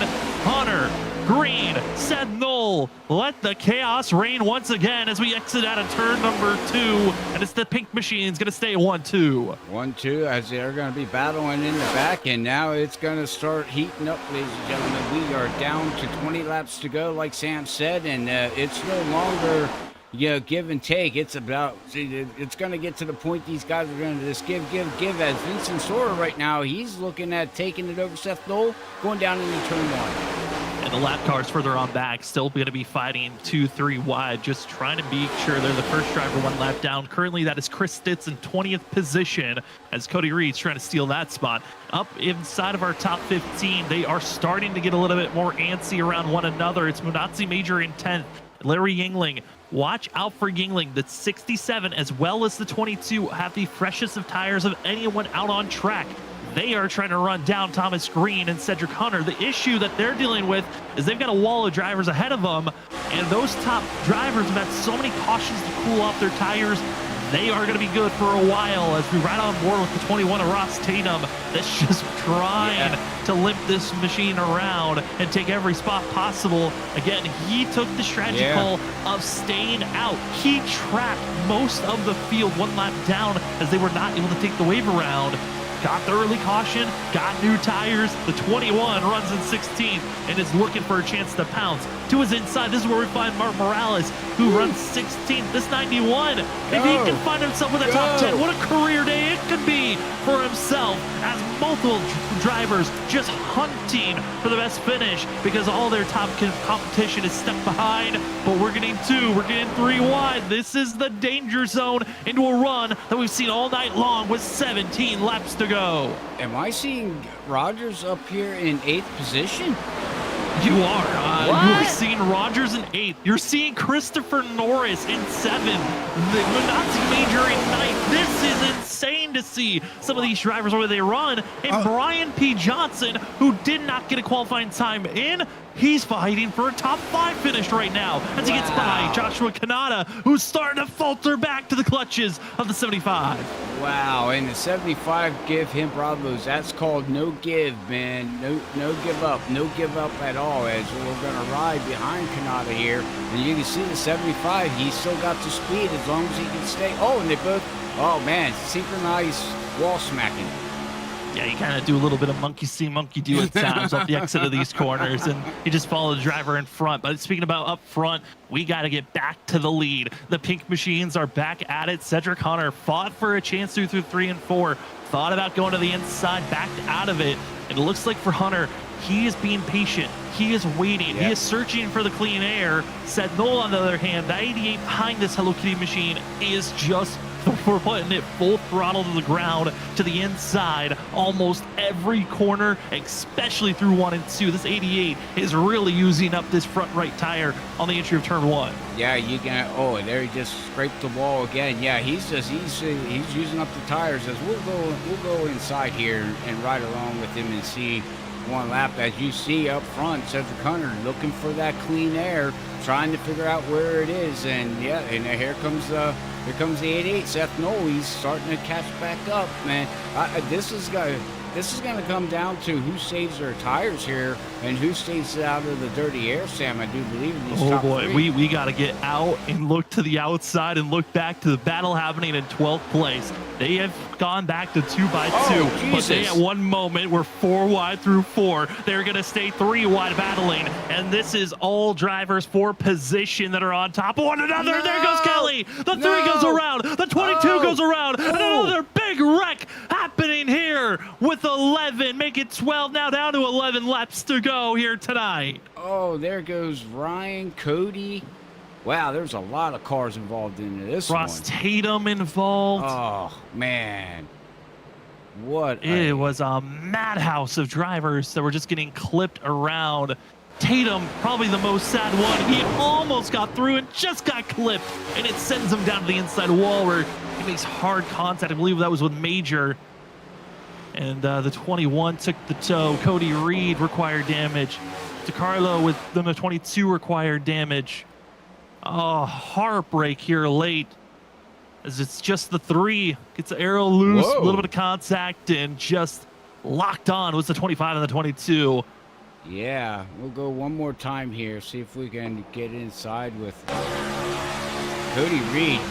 He goes for a ride here. Looking pretty good. Look at it, and it tries to check up, and boom! Oh man! And into the wall, and hello hood. It's just a tough contact to take. An update on that driver that made contact. I thought it was Nazi Major. It was actually the 00 Brian Noel that took the hard contact from Ross Tatum. That is a lot of drivers caught up in that wreck, and majority of them were on the lead lap, battling from that 10th back to about 17th position. Majority of those drivers caught up in that wreck, and just like that, caution is out. And you see it in the chat, the 2 machine of Joshua Corner is back on the lead lap. This two machine, I'm loving it tonight. Corner, with that lucky dog spot, he finds himself currently in eighth place. That two can have a career day. This is incredible to see for some of these drivers. We can have career days for half the field here tonight. I love it. I mean, I love it. Nico Garcia's back on the lead lap. I love it. He's 10th right now for the 71, our stage winner. He's been battling with a lot of nose damage that, honestly, I'm looking at. It looks completely fixed at this point. Well, we do know these cars can take a beating to a certain point, but man, I just love it. I just love it. It makes me excited. What track are we going next week? Where are we going next week? Next week, we're going to Chaos. We're going to Madness. We're going to the last great Coliseum. Oh, never mind. I ain't excited for next week. You can't say it is going to be a great race. You do not want to miss next week, as Bristol going to be a good one. It's going to be 225 laps next week, and it is similar to what we're going to see here tonight of all the different lanes being utilized. All lanes will be utilized next week at Bristol. Dirty Air really has changed things to where it doesn't feel like it's a one-lane dominant tracks everywhere. You are searching. That makes the tracks a lot more fun to watch. Joshua Corner also notifying us that he is on fresh tires. There's a few drivers that are inside of our top 10 with fresh rubber. Ollie Fonseca also has fresh rubber. Joshua Corner, fresh rubber. Martin Morales in 8th has fresh rubber, as well as Nico Garcia. They all made their pit stops. Same for GT Rosari. They are in pretty good positions, but the drivers with the freshest rubber, like you said, Cedric Hunter in 12th, Brian P. Johnson, Joshua Kanata, Garcia, Norris. Also, Munatsi Major, who's 18th currently, last driver on the lead lap. We're not done yet. No. We are not done yet by a long shot, as our top 11 on oldish tires, but our top, I would say, 4, the oldest. It is 28 lap old tires or older that our top 4 have currently. As you see those pace car lights off, we're going this time by. And this is where you've got to make big moves quickly. If you just took fresh rubber, you cannot be patient. Like we saw Seth Knoll earlier, you can make a lot of big moves quickly, but you have to be willing to make the big moves immediate and have zero hesitation. Yep. Pace car into pit road. It's time to get back to green flag action. It's going to be Knoll. It's going to be green. And we are green here once again at Las Vegas. 8 laps to go. And it's the teammates in line. It's the 51 of Sora, the 31 of Green, as they try to hold back the doubles, the 88 of Knoll. It's Gavin Rogers. It's Ollie Fonseca in corner. And others trying to hold on as more drivers slipping and sliding. We stay green as Joshua Kanata loses all those positions, but they continue to fight up front. You know, we talked about the fact of how important points are. A win could change everything. And the 24 of Ollie Fonseca, Larry Yingling, they understand it's go time. Go time. And also Thomas Green, he's got the clean air. Now we're going to see if the clean air, is it really dominant? Is it really the king here, Sam? With 7 laps to go, we're going to find out here, ladies and gentlemen. Hang on, because they're beating and banging. They certainly are. Talking about those fresh tires that were just taken under this last caution. Brian P. Johnson has moved up to 8th place. He is ripping the top, trying to make this. No. It's going to be Ryan Kelly once again. Thomas Green, and another caution is out. And it continues to pile up. Christopher Norris involved. And we will find ourselves with a caution being thrown. And this is very close. We could be inside of regulation before overtime. With us just taking the lap 6, we could be having a green-white checkered under our regulated time. You can see immediately in that shot the battling for second between Knoll and Sora. But here's what happened to the 3 machine. John Forbes in the mix. They were battling. Forbes again, 1 lap down, and gets into the 3, and away they go. Oh, and look at this. Look at the 2. Did he make it through it again?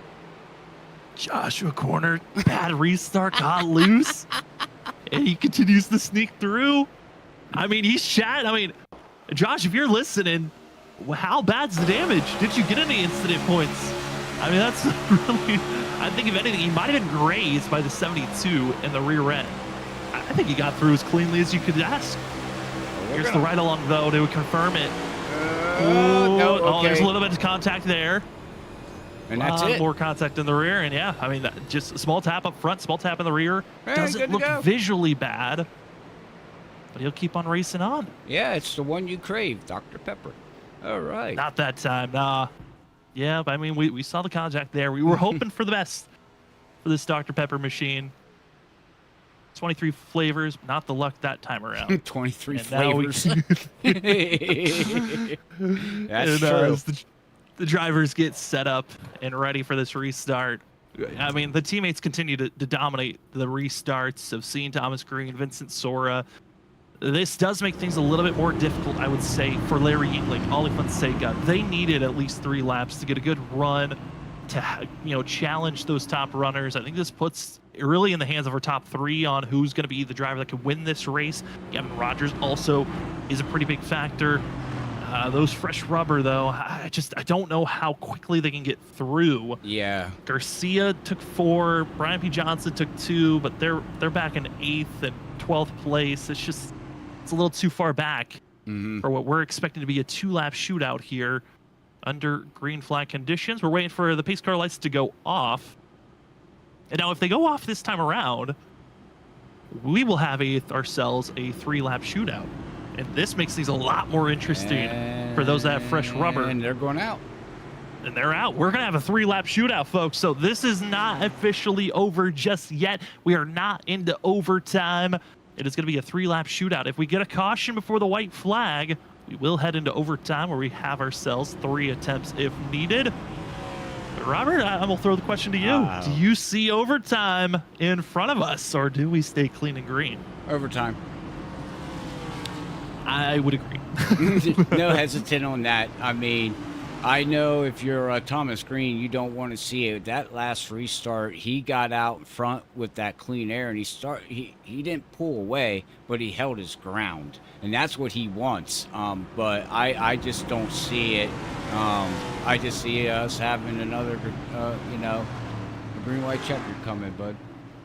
And the majority of the field, they made their bet. They're going to lay in what they've made so far. Top 3 yet to pit. Top 4 have not pitted for 33-plus laps. Larry Yingling pitted 24 laps ago. 18 laps ago for Ollie Fonseca, Mark Morales, GT Rizzari, Samuel Garcia back in 9th. He pitted just 6 laps ago. Field's ready. They're set. The teammates on that front row, they are also ready to get rolling. Thomas Green, Vincent Sora, Seth Knoll, Gavin Rogers, your top 4. Green flag is out of the air. And here we go. Let the 3-lap shootout begin. Who's going to take the victory here at Las Vegas? We've seen plenty of gambles. We've seen plenty of chances. But it all comes down to this with Thomas Green. A perfect launch for himself off the exit of turn 2. Where does the rest of the field go as Vincent Sora gets boxed in on the outside? Yeah, Vincent Sora's going to get boxed, but, whatever you have now, you got to unload it and take it as we're going to look 3 wide for second position here, I do believe, as, Thomas Green is loving what he's seeing. Oh, my goodness, we're still 3 wide. And Ollie Fonseca, he's trapped in such an awkward spot. I thought he was going to force it 4 wide. Really good attempt at chance. Instead, he'll give the opportunity for Samuel Garcia to go down into that 5th place position. Brian P. Johnson unfortunately disconnects from this race. He has connection issues. It's now Thomas Green looking for the white flag. They're battling all behind. Ollie Fonseca, Samuel Garcia, use your rubber. You grabbed it for this reason, to fight for a chance. We stay clean and green. They're wrecking further behind, but white flag officially out. This race is official. It's all Thomas Green looking back in his rearview mirror. Seth Knoll, there just isn't enough pace underneath him. Vincent Sora willing to smack the wall for a chance for second, but it's all Thomas Green from disappointment. He grabbed the pole last week, lost the lead immediately, wrecked later on in the race. Redemption a week later. Welcome to victory lane. Wow. Thomas Green wins Vegas. What a battle behind him, too. Congratulations to Thomas Green for getting the victory. First one of the year after last week, like you said. Sam, wow, what a race. And he is now going to give the 5th win this season in Nightmare Fuel. Wow. It's now Jared Talmadge, the only Nightmare Fuel driver yet to get a win, as those Nightmare Fuel drivers given a tap, a spin, The one giving a little bit too much of a tap to the 31 as Green will go and join to burn it down. What a season it has been. Thomas Green, so many chances, and he now can say that he is a victor here for season 11. And we get to see this pink freaky fast machine in victory lane. Is the thing that we're most excited about. But for us up at the booth, we will talk to our top 3 and a spotlight driver when we come back. It's Thomas Green, Seth Knoll, Vincent Sora, and we'll see who that spotlight driver is when we come back for the post-race show.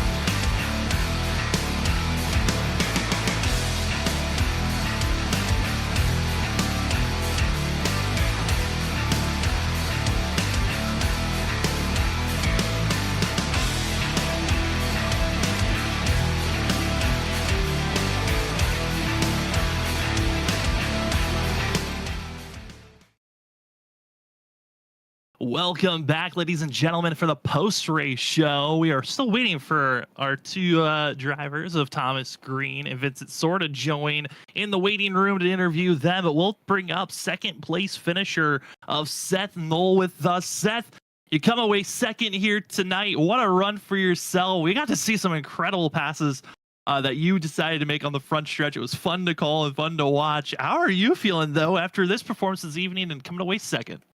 Honestly, I kind of had some fun the first half of the race and felt like we had the best pace long run. We were always stuck on like worst tires. Like when us 4 had kind of broken away, I'm sitting there on the worst tires and I'm catching up to the leader. So I'm like, all right, we're sitting pretty. And then I biffed it on pit road and ruined the race. I felt like I was in really good control there of possibly setting up for that final run, and if I didn't biff it on pit road and set up the late race restarts. Yeah, I mean, that was a tough moment to see. Luckily, you were able to stay on the lead lap when that caution did come out. Seth, bring us back to that part of the first half. Like I said, we saw you make some incredible 4-wide passes, 3-wide passes, utilizing the apron to its fullest, but it seemed like it was a lot of setup coming out of the corners. What was it like driving through the corners with this new aero package and just new updates that we're dealing with this next-gen car that we have right now? Yeah, without giving too many of the secrets out, I mean, it was just positioning yourself in good air, I guess is the way to put it. I mean, very similar to real life. It's just the dirty air isn't as bad as real life. Like, you can drive through. You just got to really underdrive it, if that makes sense. But like if you wanted to make those huge like 4 wide bombs down the front stretch, you had to set it up to run all the way against the wall in clean air and have them all bottled up on the bottom, and it's set up for some incredible runs. As soon as I did, I'm like, ooh, in the voice chat, just having a good time, laughing and carrying it on. And I mean, I had a fun time the first half. Wish I could have done that the second half, but circumstances just didn't play out that way. Well, certainly we were probably making the same oohs and ahs when you were making those moves as well. It was awesome to see. I know that this now is officially into the second half of the regular season. We got plenty more great races in front of us, with heading to Bristol next week, Michigan, the Roval, our next 3 ahead of us. What are your thoughts on the tracks that we're heading towards, and do you feel like you can carry on some of this momentum to get into victory lane? I think Bristol, just with the way that it is, we ended up running area there on Monday.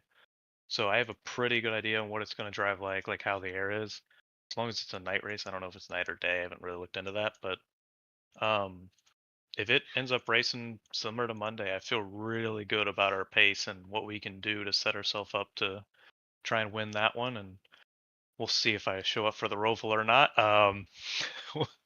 Being a part timer, I don't know if I'll show up, but we'll see. Well, if you do, we cannot wait to see how you perform. But Seth, incredible race here tonight. It was a pleasure to watch. And before we let you go, the floor is now yours for any other shout-outs. Shout out to John bringing me on this season. Got the Tiltify nationwide replica kind of car that Cosman threw together. Splash and go. Able to have a nice little pretty run with a pretty car and got some good logos on it. Shout out to Tiltify and No Kid Hungry, and go check them out. Well, that will be the 88 machine from Lucky Duck Motorsports with Seth Knoll. Congratulations on second, Seth. Enjoy this finish and good luck on the next time we see you out there on track. I appreciate you, boys. As we move away from second place, we're going to head to victory lane to talk to our winner here this season. Saw plenty of up and down racing all around, but victory lane calls for the 31 of Thomas Green. Thomas, what a charge we got to see here tonight. Once you got in the lead position, you never released it. How are you feeling, though, coming away with your first win of the season? It feels awesome. This is probably it's just huge. I can't even believe it. I gotta say thank you to my teammates because they said to take 2 tires, and 2 tires was the call pretty much like the whole race, and I did it on 1 stop and it got me to the lead, and then from there we just took 4 and just tried to hold it. Unfortunately, there's a lot of dirty air blocking on 1.5 miles now, and it kind of sucks to win that way, but a win is a win, and if you play it right, then you get the trophy, so to say. So yeah, just absolutely super happy, and super happy to get a win in this paint. It's paying homage to my mother, who has recovered from breast cancer. She's now, I believe, about 3 years clear now. So this was just super, super special to get this one into victory lane. We put it on pole at Darlington, but may have had a loss of talent moment out of 2 and cost us a chance at a win there. But to bring it back here, I mean, this is just phenomenal. I'm super proud of that, and yeah, just happy to get this paint, this beautiful pink Freaky Fast broadcasting paint, into victory lane here at Vegas. I mean, we kind of documented it throughout this race, Thomas, on the fact that, yeah, you had your struggle last week after grabbing the pole. How much does this race feel like a kind of a redemption run for yourself? And how do you feel like you can carry this momentum moving forward into the rest of this regular season? Yeah, absolutely. I think if anything, it's just to redeem the fact that all I wanted to do was go out in the first start of this paint on the debut and try to get a win, and put it on pole, and things happened and we didn't get to have that chance, but to come back and do it here is just as special. I mean, a win at all is super special to me, and this was definitely a really cool one, and yeah, just happy to bring it home. Well, Thomas, we still have the rest of this regular season with Bristol, Michigan, the Charlotte Roval, North Wilkesboro, and Talladega left. You're part of one of the strongest teams out there with the Nightmare Fuel guys. What is it like having teammates, you raced on Monday nights in the truck series. You guys race together now here on Wednesday nights. Having the teammates that are really your top competition that you're worrying about week in and week out. Yeah, absolutely. It's more of a blessing than a curse, but I feel like it's a little bit kind of both ways because we all have a lot of speed and it's obviously great for overall team performance. We can all kind of gauge off each other, and we've all raced each other a bunch. So it's nice to know like where you can kind of push when you're racing one another, but it's also tough because every single person on this team is bad fast. So it's we're all running similar stuff and this I've been on teams before where we just try to help each other constantly throughout every race of the season, but this one's a little different where we kind of have the dynamic of we all know we have a lot of speed and we have to try to pick and choose when we're going to battle. Like, yeah, I might let someone go, but honestly, with the dirty air nowadays, you really just can't. And it's hard. Sometimes you have to swallow that and race your teammate just as hard as you would race anyone else. But the blessing of it is they're super fast and we can all lean off each other and find more speed. And I feel like I've been lacking more of that speed of the team throughout the season so far, but to get it in victory lane just means everything. It just kind of brings that confidence, and as like you were saying, the momentum that'll bring, it will be tenfold for me. So that's really special too. Well, an incredible run for yourself. Your first win this season, the 5th win for Nightmare Fuel out of the 7 races so far here in season 11. Incredible stuff. And before we let you go, Thomas, the floor is now yours for any other shout-outs. I just want to say a huge shout out to all my teammates. We had an incredible race and really good strategy plays and bouncing off one another was awesome. I want to shout out to my mom for getting this car into victory lane and happy that she's doing good and healthy nowadays. And big shout out to my girlfriend Anna for all the love and support. She watches all the races and that means the world to me. So big shout out to her too. As that will be your winner here tonight for race 7 of season 11 at Las Vegas. It's the 31 machine of Thomas Green. Thomas, enjoy this one and good luck next week at Bristol. Thank you guys. I appreciate it. As we move from victory lane, we go down to 3rd place. Sid Sock to the teammate of Thomas Green, who comes away 3rd. They were up front, being that front row for practically every restart there late. We've got Vincent Sora with us. Vinny, you come away 3rd here tonight, but man, you had a lot of good speed. You've always have speed when we come here to Las Vegas. How are you feeling, though, coming away 3rd here at the end of the night? I feel all right. I had top 3 pace all night as always, just kind of got bit by strategy there. I should have taken 2 when Thomas did, but didn't. So, it was just super hard to pass. I wasn't here last week. My power went out and didn't come on until the next day before Darlington. So that really sucks. But I was still able to retain the points lead because of the drop week.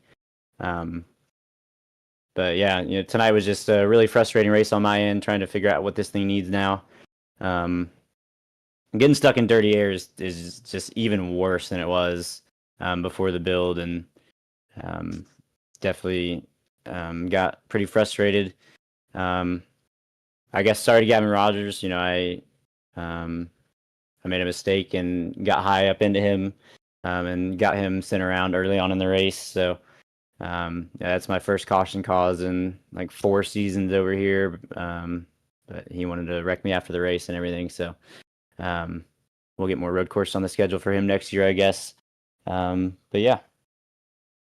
I mean, Vinny, you guys as a team from Nightmare Fuel, with Thomas winning here tonight, you've won 5 out of the 7 races here early in the season. How much does that boost confidence-wise for you, knowing that your team have been dominating so much of the season, and we still have a couple of more races where we've seen you yourself and a lot of your teammates have strength as well? Yeah, it's nice. I mean, Thomas getting the win tonight is really cool. John winning last week, and I won the week before, and I think John won the 2 before that. So yeah, we're kind of on a roll over here. I wish I had a few more in the win column because I feel like I've let a few slip away. But I should have some good tracks coming up, and hopefully some more wins. If not for me, the rest of the team. Well, you speak of road courses, that's also in front of us. We've got Bristol, Michigan, and then the Charlotte Roval. What's your confidence level with these upcoming 3 races ahead of you? Yeah, I mean, I'm confident anywhere I go. I think that's the key to success. Um, I always go into a race knowing that I have the ability to win it, and if all the cards fall my way, that I can get a win. So Bristol should be tough. I know last year was kind of a challenging one for me, but I did get caught up in a wreck really early. Michigan, I'm just hoping for a little bit of spacing, and then Roval. I might put in a little bit of practice for that one, and hopefully have the speed that I did at Portland and walk away with a couple wins. We can't wait to see how you perform out there on track, Vinny. But before we let you go, the floor is now yours for any other shout-outs.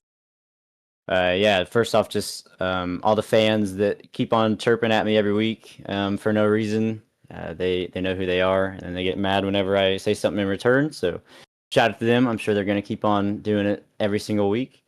Shout out to you guys for broadcasting because you put on a great show. Shout out to all the admins over here. I kind of showed my butt after the race, just out of frustration. So hopefully don't get anything from that. Shout out to all my teammates and then everybody in the league. Well, that'll be your third place finisher here tonight in the 51 machine of Vincent Sora. Vinny, congratulations on another top 5 finish. Enjoy this one and good luck next week at Bristol. Thank you, guys. As that will finish up our interviews here tonight. I was hoping to talk to Joshua Corner, but it looked like he had to take off and go. Well, with that, I will finish up our interviews this evening.